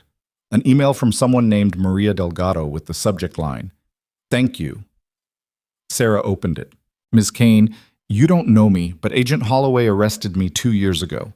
He accused me of using a fake social security number and threw me against his car in front of my children. I filed a complaint, but nothing happened. Today I saw the news about his charges, and I cried. Thank you for being brave enough to fight back. Thank you for making people see what he really is. You gave me hope that maybe justice is possible. Sarah read the email 3 times. Then she replied, I'm so sorry that happened to you. Would you be willing to talk to the prosecutors? Your story matters. The response came back in minutes. Yes, I'll do whatever it takes. Sarah forwarded the email to Hassan. Then she started her car and drove home, feeling something she hadn't felt in days. Purpose. Ikant. The preliminary hearing was scheduled for the following Wednesday at 10 a.m. Sarah arrived early in a simple black suit and minimal makeup that did nothing to hide the fading bruises on her face. Lieutenant Colonel Pritchard met her on the courthouse steps along with Torres and Hassan. Ready? Pritchard asked. No, but I'm here. They walked inside together. The courtroom was packed with reporters, victims, advocates, and curious onlookers. Sarah took her seat in the front row and looked straight ahead. Agent Thomas Holloway entered through a side door. He was in a suit instead of tactical gear, looking smaller and older without the authority of his badge. His attorney, an expensive-looking woman in her 50s, walked beside him. Holloway's eyes scanned the courtroom and landed on Sarah. She stared back, didn't blink, didn't look away, just held his gaze until he was the one who broke contact. The judge entered and everyone stood. "Be seated. We're here for the preliminary hearing in United States versus Thomas Holloway. Is the government ready to proceed?" Hassan stood. "Yes, Your Honor." "Defense?" Holloway's attorney stood. "Yes, Your Honor." "Let's begin." Hassan called Sarah as her first witness. Sarah walked to the stand and was sworn in. She sat down and looked at the prosecutor. "Please state your name for the record." "Sarah Elizabeth Kane." "And what is your occupation?" "I'm a registered nurse in the intensive care unit at Mercy Point Regional Hospital. I'm also a former U.S. Army combat medic." Hassan walked her through the events of March 12th. Sarah answered every question clearly and without emotion. Just facts. Just what happened. When they got to the actual arrest, Hassan played the body camera footage on a monitor visible to the entire courtroom. People gasped when Sarah hit the pavement. Someone in the gallery started crying when Holloway's knee drove into her back.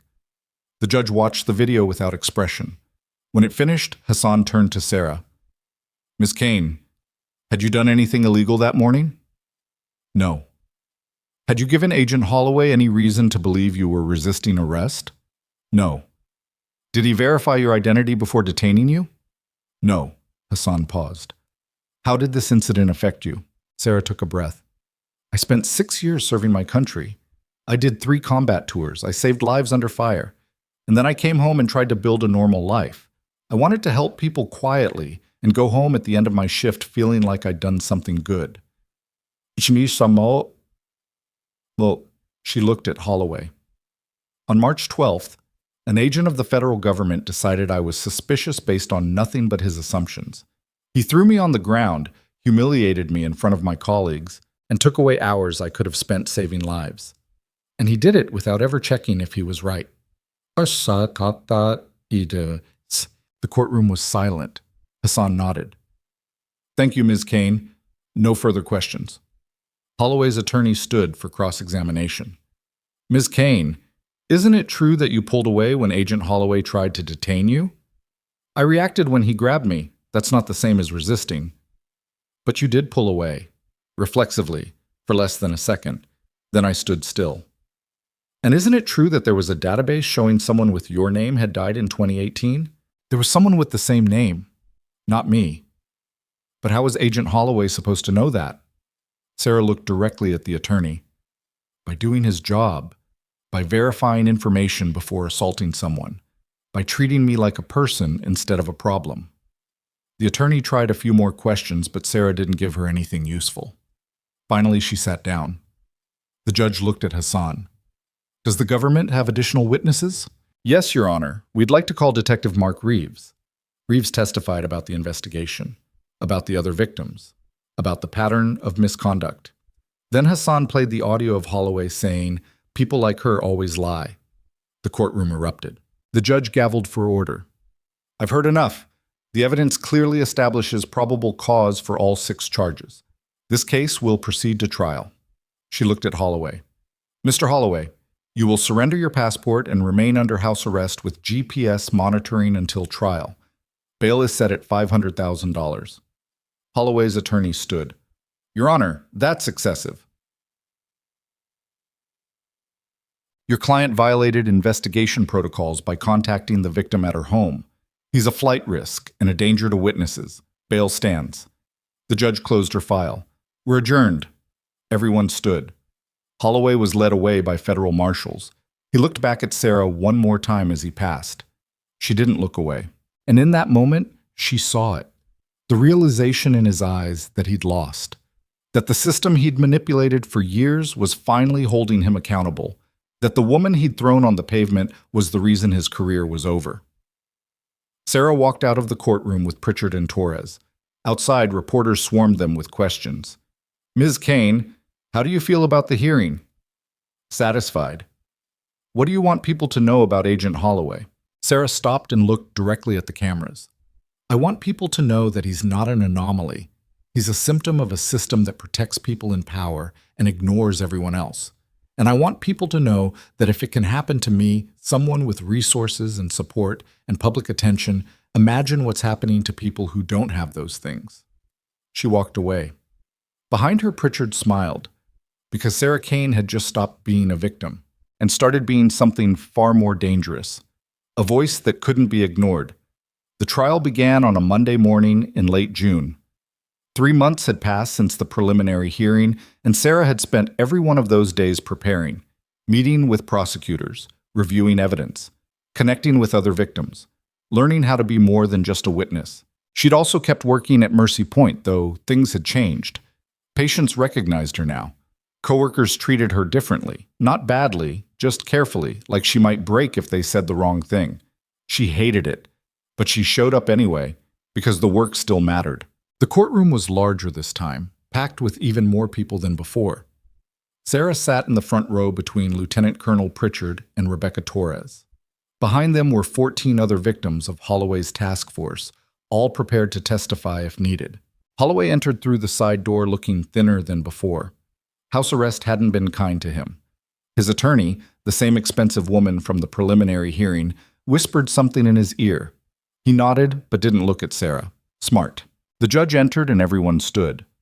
Judge Patricia Whitmore was in her 60s with silver hair and a reputation for running an efficient courtroom. She'd reviewed the evidence during pretrial motions and made it clear she had no patience for delays. Be seated. United States versus Thomas Holloway. Are both sides ready? Assistant U.S. Attorney Hassan stood. The government is ready, Your Honor. Holloway's attorney stood. Defense is ready? Then let's proceed with opening statements. Hassan walked to the jury box. 12 people, men and women of different ages and backgrounds, watched her carefully. Members of the jury, this case is about power and accountability. Agent Thomas Holloway had power. He had a badge and a gun and the authority to detain people. And for years he used that power to hurt people who couldn't fight back. Hassan gestured to the evidence table. You're going to see video footage of Agent Holloway assaulting Sarah Kane, a decorated combat veteran, without cause. You're going to hear audio of him admitting he didn't believe her credentials. You're going to see medical records documenting her injuries. And you're going to hear testimony from other victims who suffered the same treatment. She paused. The defense will tell you this was a mistake, an error in judgment. But mistakes don't involve slamming someone's face into concrete. Mistakes don't involve fabricating evidence. Mistakes don't involve showing up at a victim's home to intimidate them. Hassan looked at each juror. Agent Holloway knew what he was doing. He just didn't think anyone would hold him accountable. Your job is to prove him wrong. She sat down. Holloway's attorney, Margaret Chen, stood for the defense opening. Ladies and gentlemen, Agent Holloway is a dedicated federal agent with 15 years of service. He's made hundreds of arrests, solved dozens of cases, protected this community. On March 12th, he received information about a potential identity fraud case and responded according to protocol. Yes, there was physical contact during the arrest, but Ms. Kane pulled away from Agent Holloway, and he reacted to what he perceived as resistance. Sarah felt her jaw tighten. Chen continued, You're going to hear a lot about Ms. Kane's military service, about her credentials, about how she shouldn't have been detained. But Agent Holloway didn't know any of that at the time. He had information from a database showing someone with her name had died years earlier. He followed procedure. And when the error was discovered, Ms. Kane was released immediately. Chen walked toward the jury box. This case isn't about malice. It's about a split-second decision made during a tense situation. Agent Holloway made a mistake, yes. But that mistake doesn't make him a criminal. It makes him human. She sat down. Judge Whitmore looked at Hassan. Call your first witness. The government calls Sarah Kane. Sarah stood and walked to the witness stand. She was sworn in and sat down, looking at the jury. They were all watching her face, probably noting the faint yellow bruising still visible under her makeup. Hassan approached. Please state your name and occupation. Sarah Elizabeth Kane. I'm a registered nurse and former Army combat medic. How long did you serve in the military? 6 years, 2018 to 2024. And during that time, you completed 3 combat deployments? Yes. Can you tell the jury what you did during those deployments? Sarah took a breath. I was a combat medic attached to Army Ranger units. My job was to provide emergency medical care to wounded soldiers in active combat zones. I treated gunshot wounds, blast injuries, traumatic amputations, severe burns. I worked in helicopters, on the ground during firefights, in makeshift field hospitals. Anywhere soldiers got hurt, I was supposed to keep them alive until they could get to a real hospital. And you were good at your job? I was awarded the Silver Star for pulling 3 soldiers out of a burning vehicle under fire and keeping them alive for 40 minutes while we evacuated. So yes, I was good at my job. Hassan nodded. After you left the military, what did you do? I moved to Portland and became an ICU nurse at Mercy Point Regional Hospital. Why? Sarah looked at the jury. Because I wanted a normal life. I wanted to use my medical training to help people without the violence and the trauma. I wanted to clock in, do my shift, and go home without carrying the weight of who lived and who died in a combat zone. Did you get that normal life? For 3 years, yes. What happened on March 12th? Sarah told the story again. The parking garage, the SUVs, Holloway's accusations, the arrest. She kept her voice steady and factual, but she didn't hide the details. The concrete hitting her face, the blood, the handcuffs cutting into her wrists, the humiliation of being dragged away in front of her coworkers. Hassan pulled up the body camera footage on the courtroom monitors. The jury watched in silence. When Sarah's face hit the pavement on screen, one juror flinched. Another looked away. A third stared at Holloway with visible anger. Hassan paused the video. Ms. Kane, did you resist arrest? No. Did you give Agent Holloway any reason to use physical force? No. I pulled away reflexively when he grabbed me, but that was it. Less than a second. Then I stood still. What happened next? He tackled me anyway. Hassan played more footage. The interrogation. Holloway dismissing Sarah's explanations. The database error being discovered. The eventual release. Then she played the audio of Holloway in the hallway. People like her lie about everything. The courtroom went silent. Hassan looked at the jury. Ms. Kane, what do you think Agent Holloway meant by people like her? Margaret Chen stood. Objection. Calls for speculation. Sustained. Hassan nodded. Let me rephrase. Ms. Kane, how did Agent Holloway's words make you feel? Like he'd already decided I was guilty based on how I looked. Like my credentials didn't matter. Like I wasn't entitled to basic respect or verification because he'd made assumptions about who I was. Thank you. No further questions. Chen stood for cross-examination. Ms. Kane, you testified that you pulled away when Agent Holloway grabbed you, correct? Reflexively, yes. But you did pull away. For less than a second.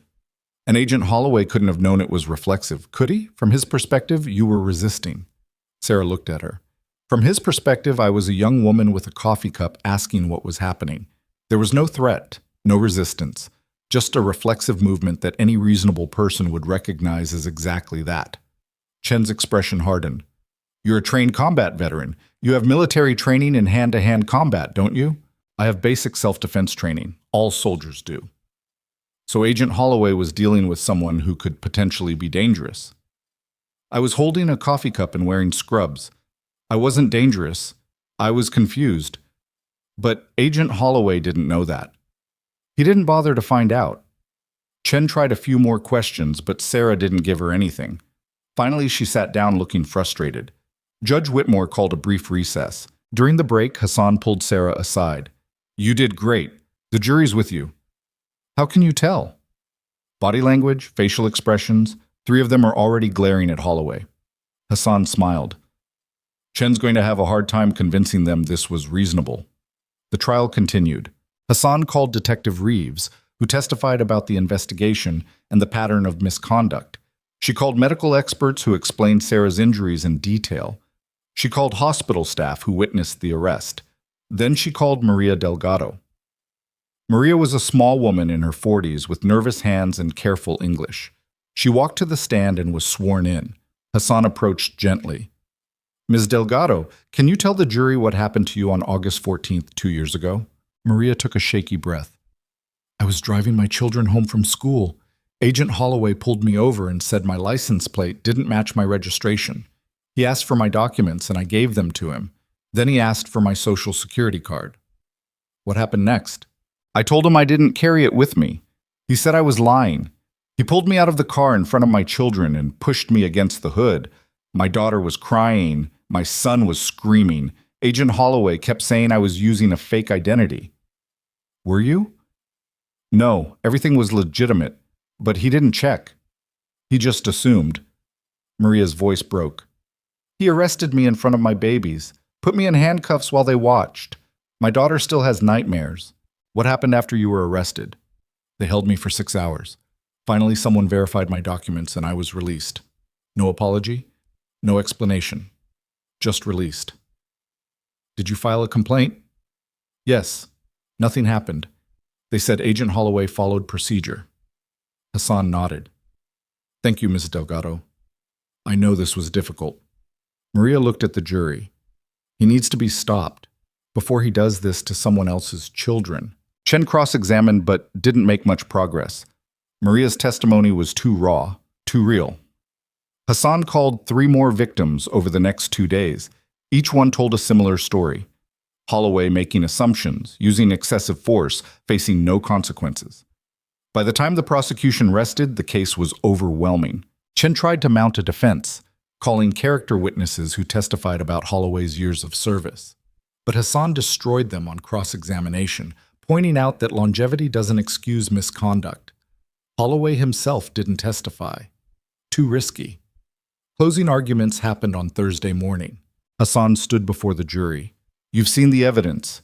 You've heard the testimony. You've watched Agent Holloway assault an innocent woman on video. The defense wants you to believe this was a mistake, but mistakes are accidental. What Agent Holloway did was intentional. He chose to use force. He chose not to verify information. He chose to intimidate witnesses. Those are choices, not mistakes, and choices have consequences. She sat down. Chen gave her closing, arguing reasonableness and split-second decisions and honest errors, but even she seemed to know it was futile. The jury deliberated for 3 hours. When they returned, the forewoman stood. On the charge of assault, how do you find? Guilty. On the charge of battery? Guilty. On the charge of deprivation of rights under color of law? Guilty. All 6 counts. Guilty. Holloway's face went pale. His attorney put a hand on his shoulder, but he shrugged it off. Judge Whitmore set sentencing for 2 weeks later and dismissed the jury.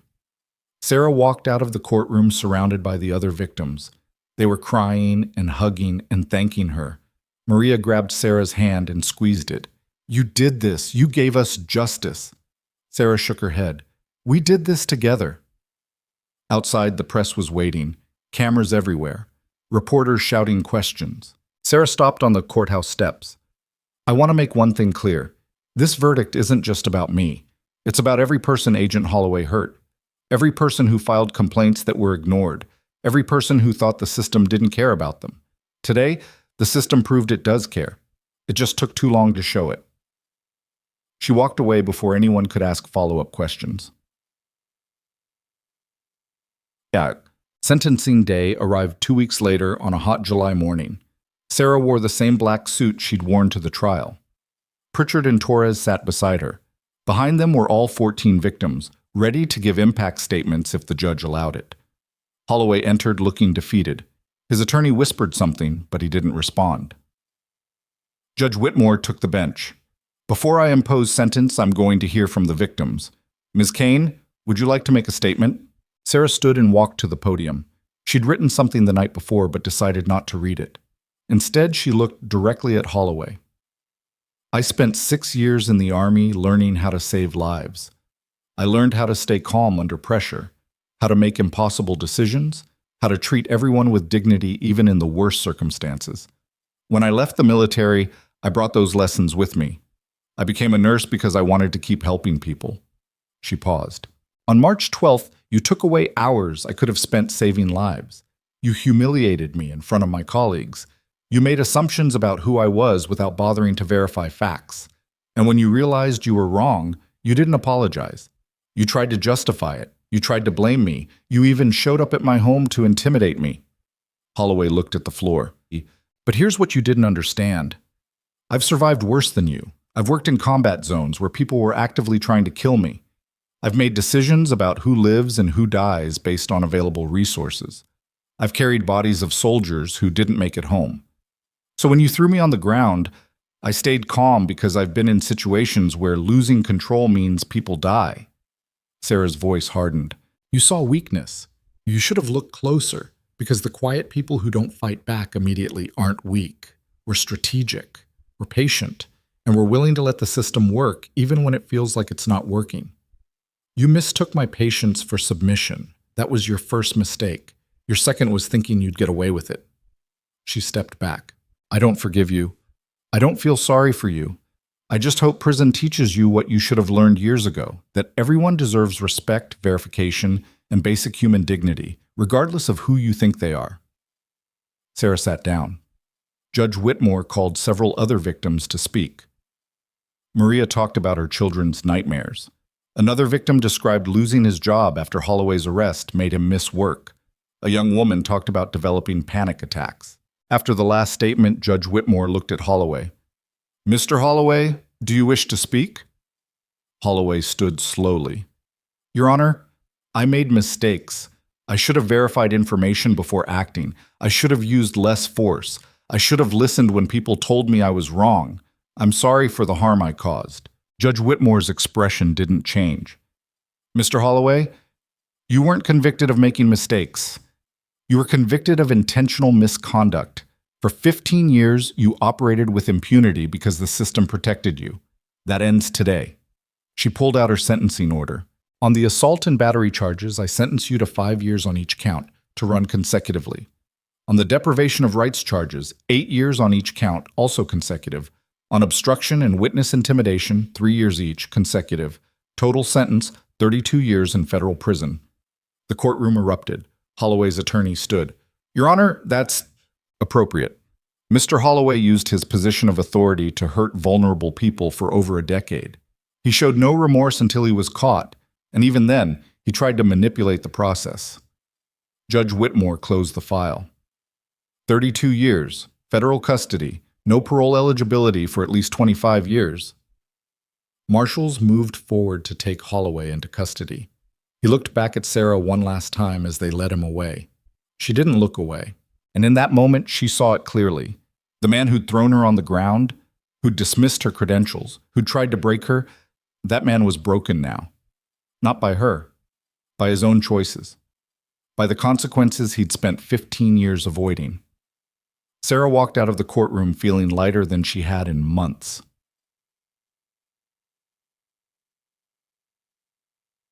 One month later, Sarah stood in the parking garage at Mercy Point Regional Hospital. It was early morning, just like the day she'd been arrested. Same time, same place, same coffee in her hand. But everything else was different. The hospital had installed security cameras throughout the garage.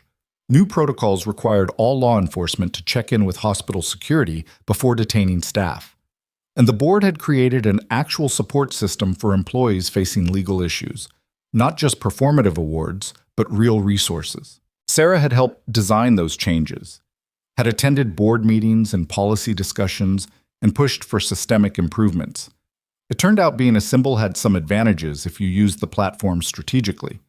She'd also started working with other hospitals in Oregon, helping them develop similar protocols.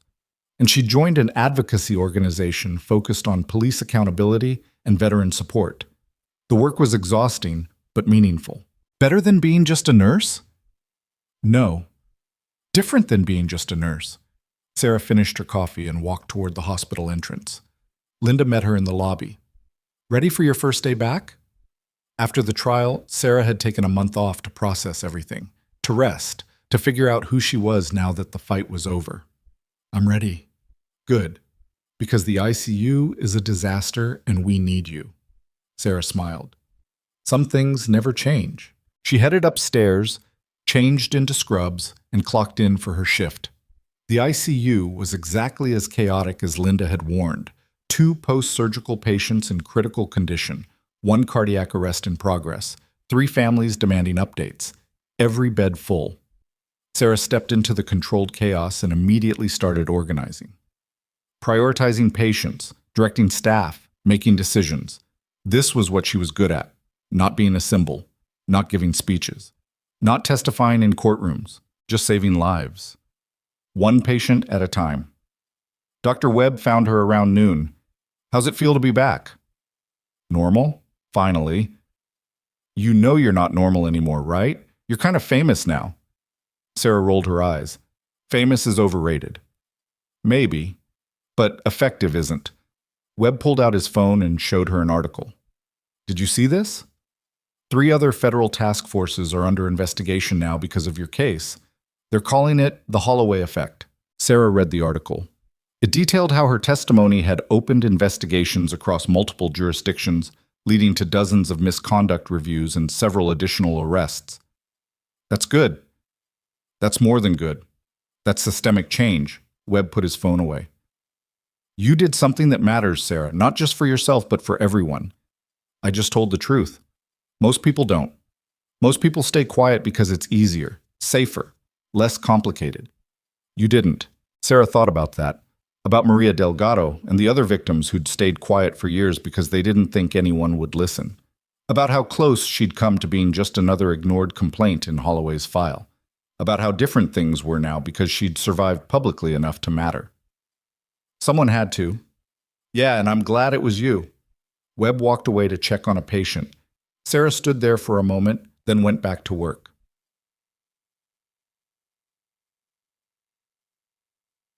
That evening, Sarah drove to the cemetery. Marcus Oviedo's headstone looked the same as always. She sat down on the grass beside it and pulled up a few weeds. Hey, Marcus, things are better now. The wind moved through the trees. Holloway got 32 years. The other agents from his task force got sentences ranging from 5 to 15, and the whole system is being reviewed. Sarah paused.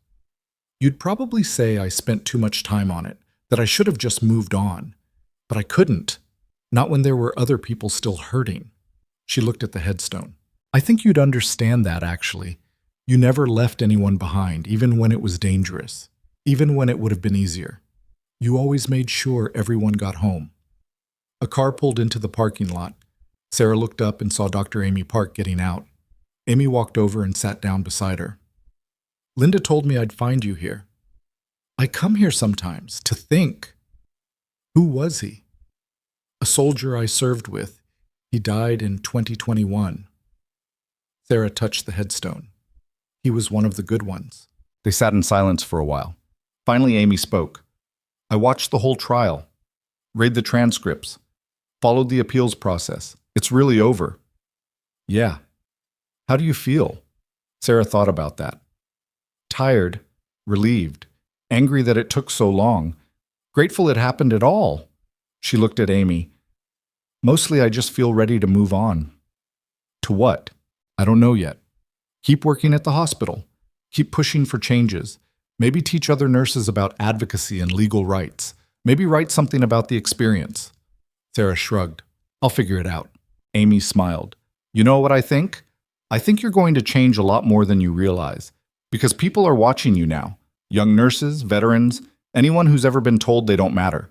They're watching you be strong and strategic and unwilling to back down. And they're learning from it. That's a lot of pressure. You've handled worse, Sarah laughed. It felt good. Yeah, I guess I have. They sat there until the sun started setting, then walked back to their cars together.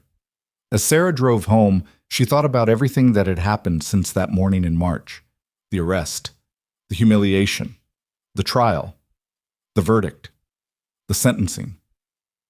And she thought about what came after. Not revenge, not fame, not even satisfaction. Just the quiet knowledge that she'd done something hard and necessary and right. That she'd taken the worst moment of her life and turned it into something that mattered for other people. That she'd proven, again, that the quiet ones aren't weak. They're strategic, patient, willing to let the system work even when it feels impossible. And when pushed hard enough, they push back. Madke. 3 months after sentencing, Sarah received an invitation. The U.S. Army was holding a ceremony to officially recognize her combat service. All the classified operations that had never been publicly acknowledged were being declassified. All the commendations that had been filed away in secret were being presented formally.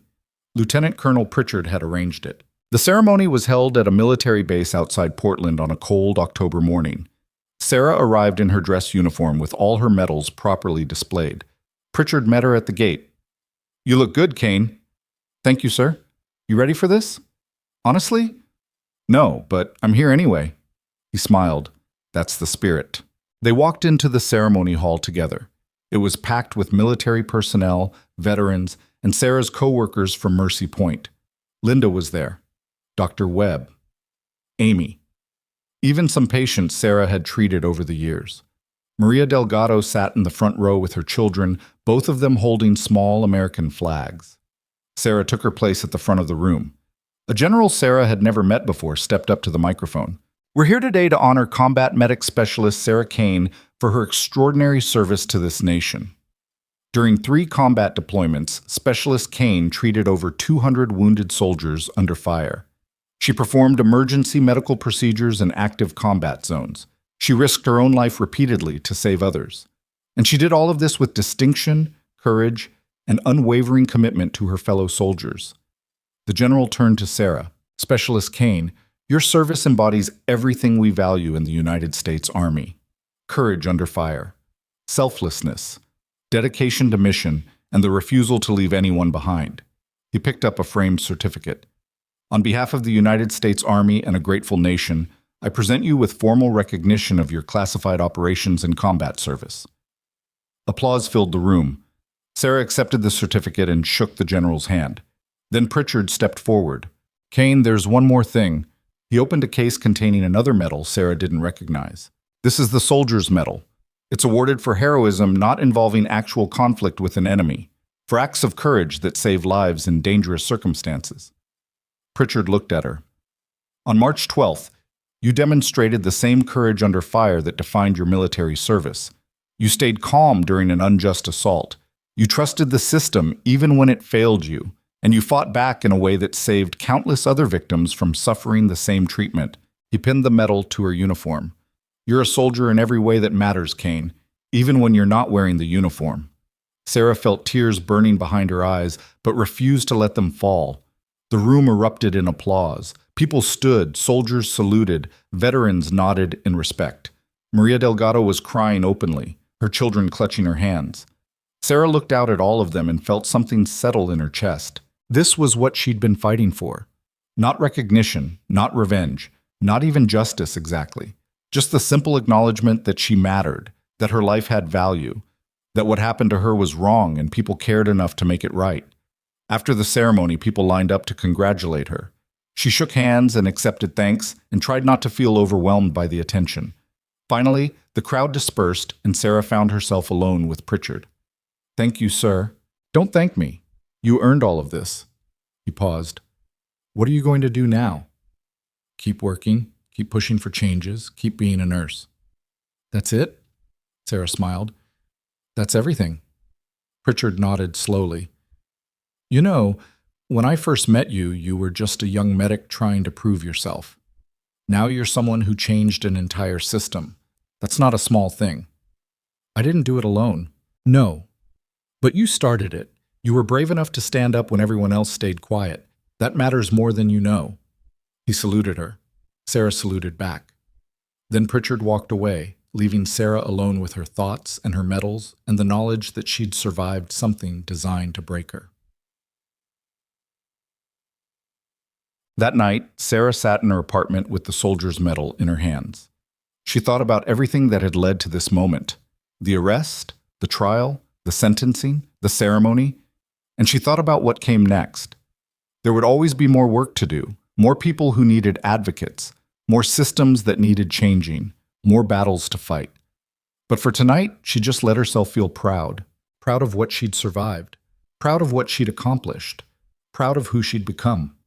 Not a victim, not a symbol, not a hero, just a nurse who'd been pushed too far and pushed back hard enough to matter. Sarah set the medal down and looked at her reflection in the window. The bruises were gone now. The physical injuries healed, but the memory remained, not as trauma, but as evidence, proof that she'd faced something terrible and refused to be destroyed by it. Her phone buzzed with the text from Linda. "Breakfast tomorrow? I want to discuss something." Sarah smiled and replied, "Sure. See you at 8. Whatever Linda wanted to discuss, Sarah would handle it, because that's what she did now. She handled things, strategically, patiently, with the quiet strength that came from knowing exactly who she was and what she was capable of. The morning she'd been arrested, Sarah had been a nurse trying to get to work. Tonight, she was still a nurse, but she was also an advocate, a voice, a reminder that the system could work if enough people demanded accountability. And that was more than enough. Sarah turned off the lights and went to bed, knowing that tomorrow she'd wake up and do it all over again. Save lives. Push for changes. Be the person she'd fought so hard to become, not because anyone was watching, not because anyone expected it, but because it was who she was. And nobody, not Holloway, not the system, not the whole world, could take that away from her. The story that began with blood on concrete ended with a medal on a uniform and a woman who'd proven that the loudest people in the room usually aren't the strongest. The quiet ones are. The patient ones are. The ones who stay calm and let the system work and push back when it's time to push. Those are the ones who change everything. And Sarah Kane had just begun.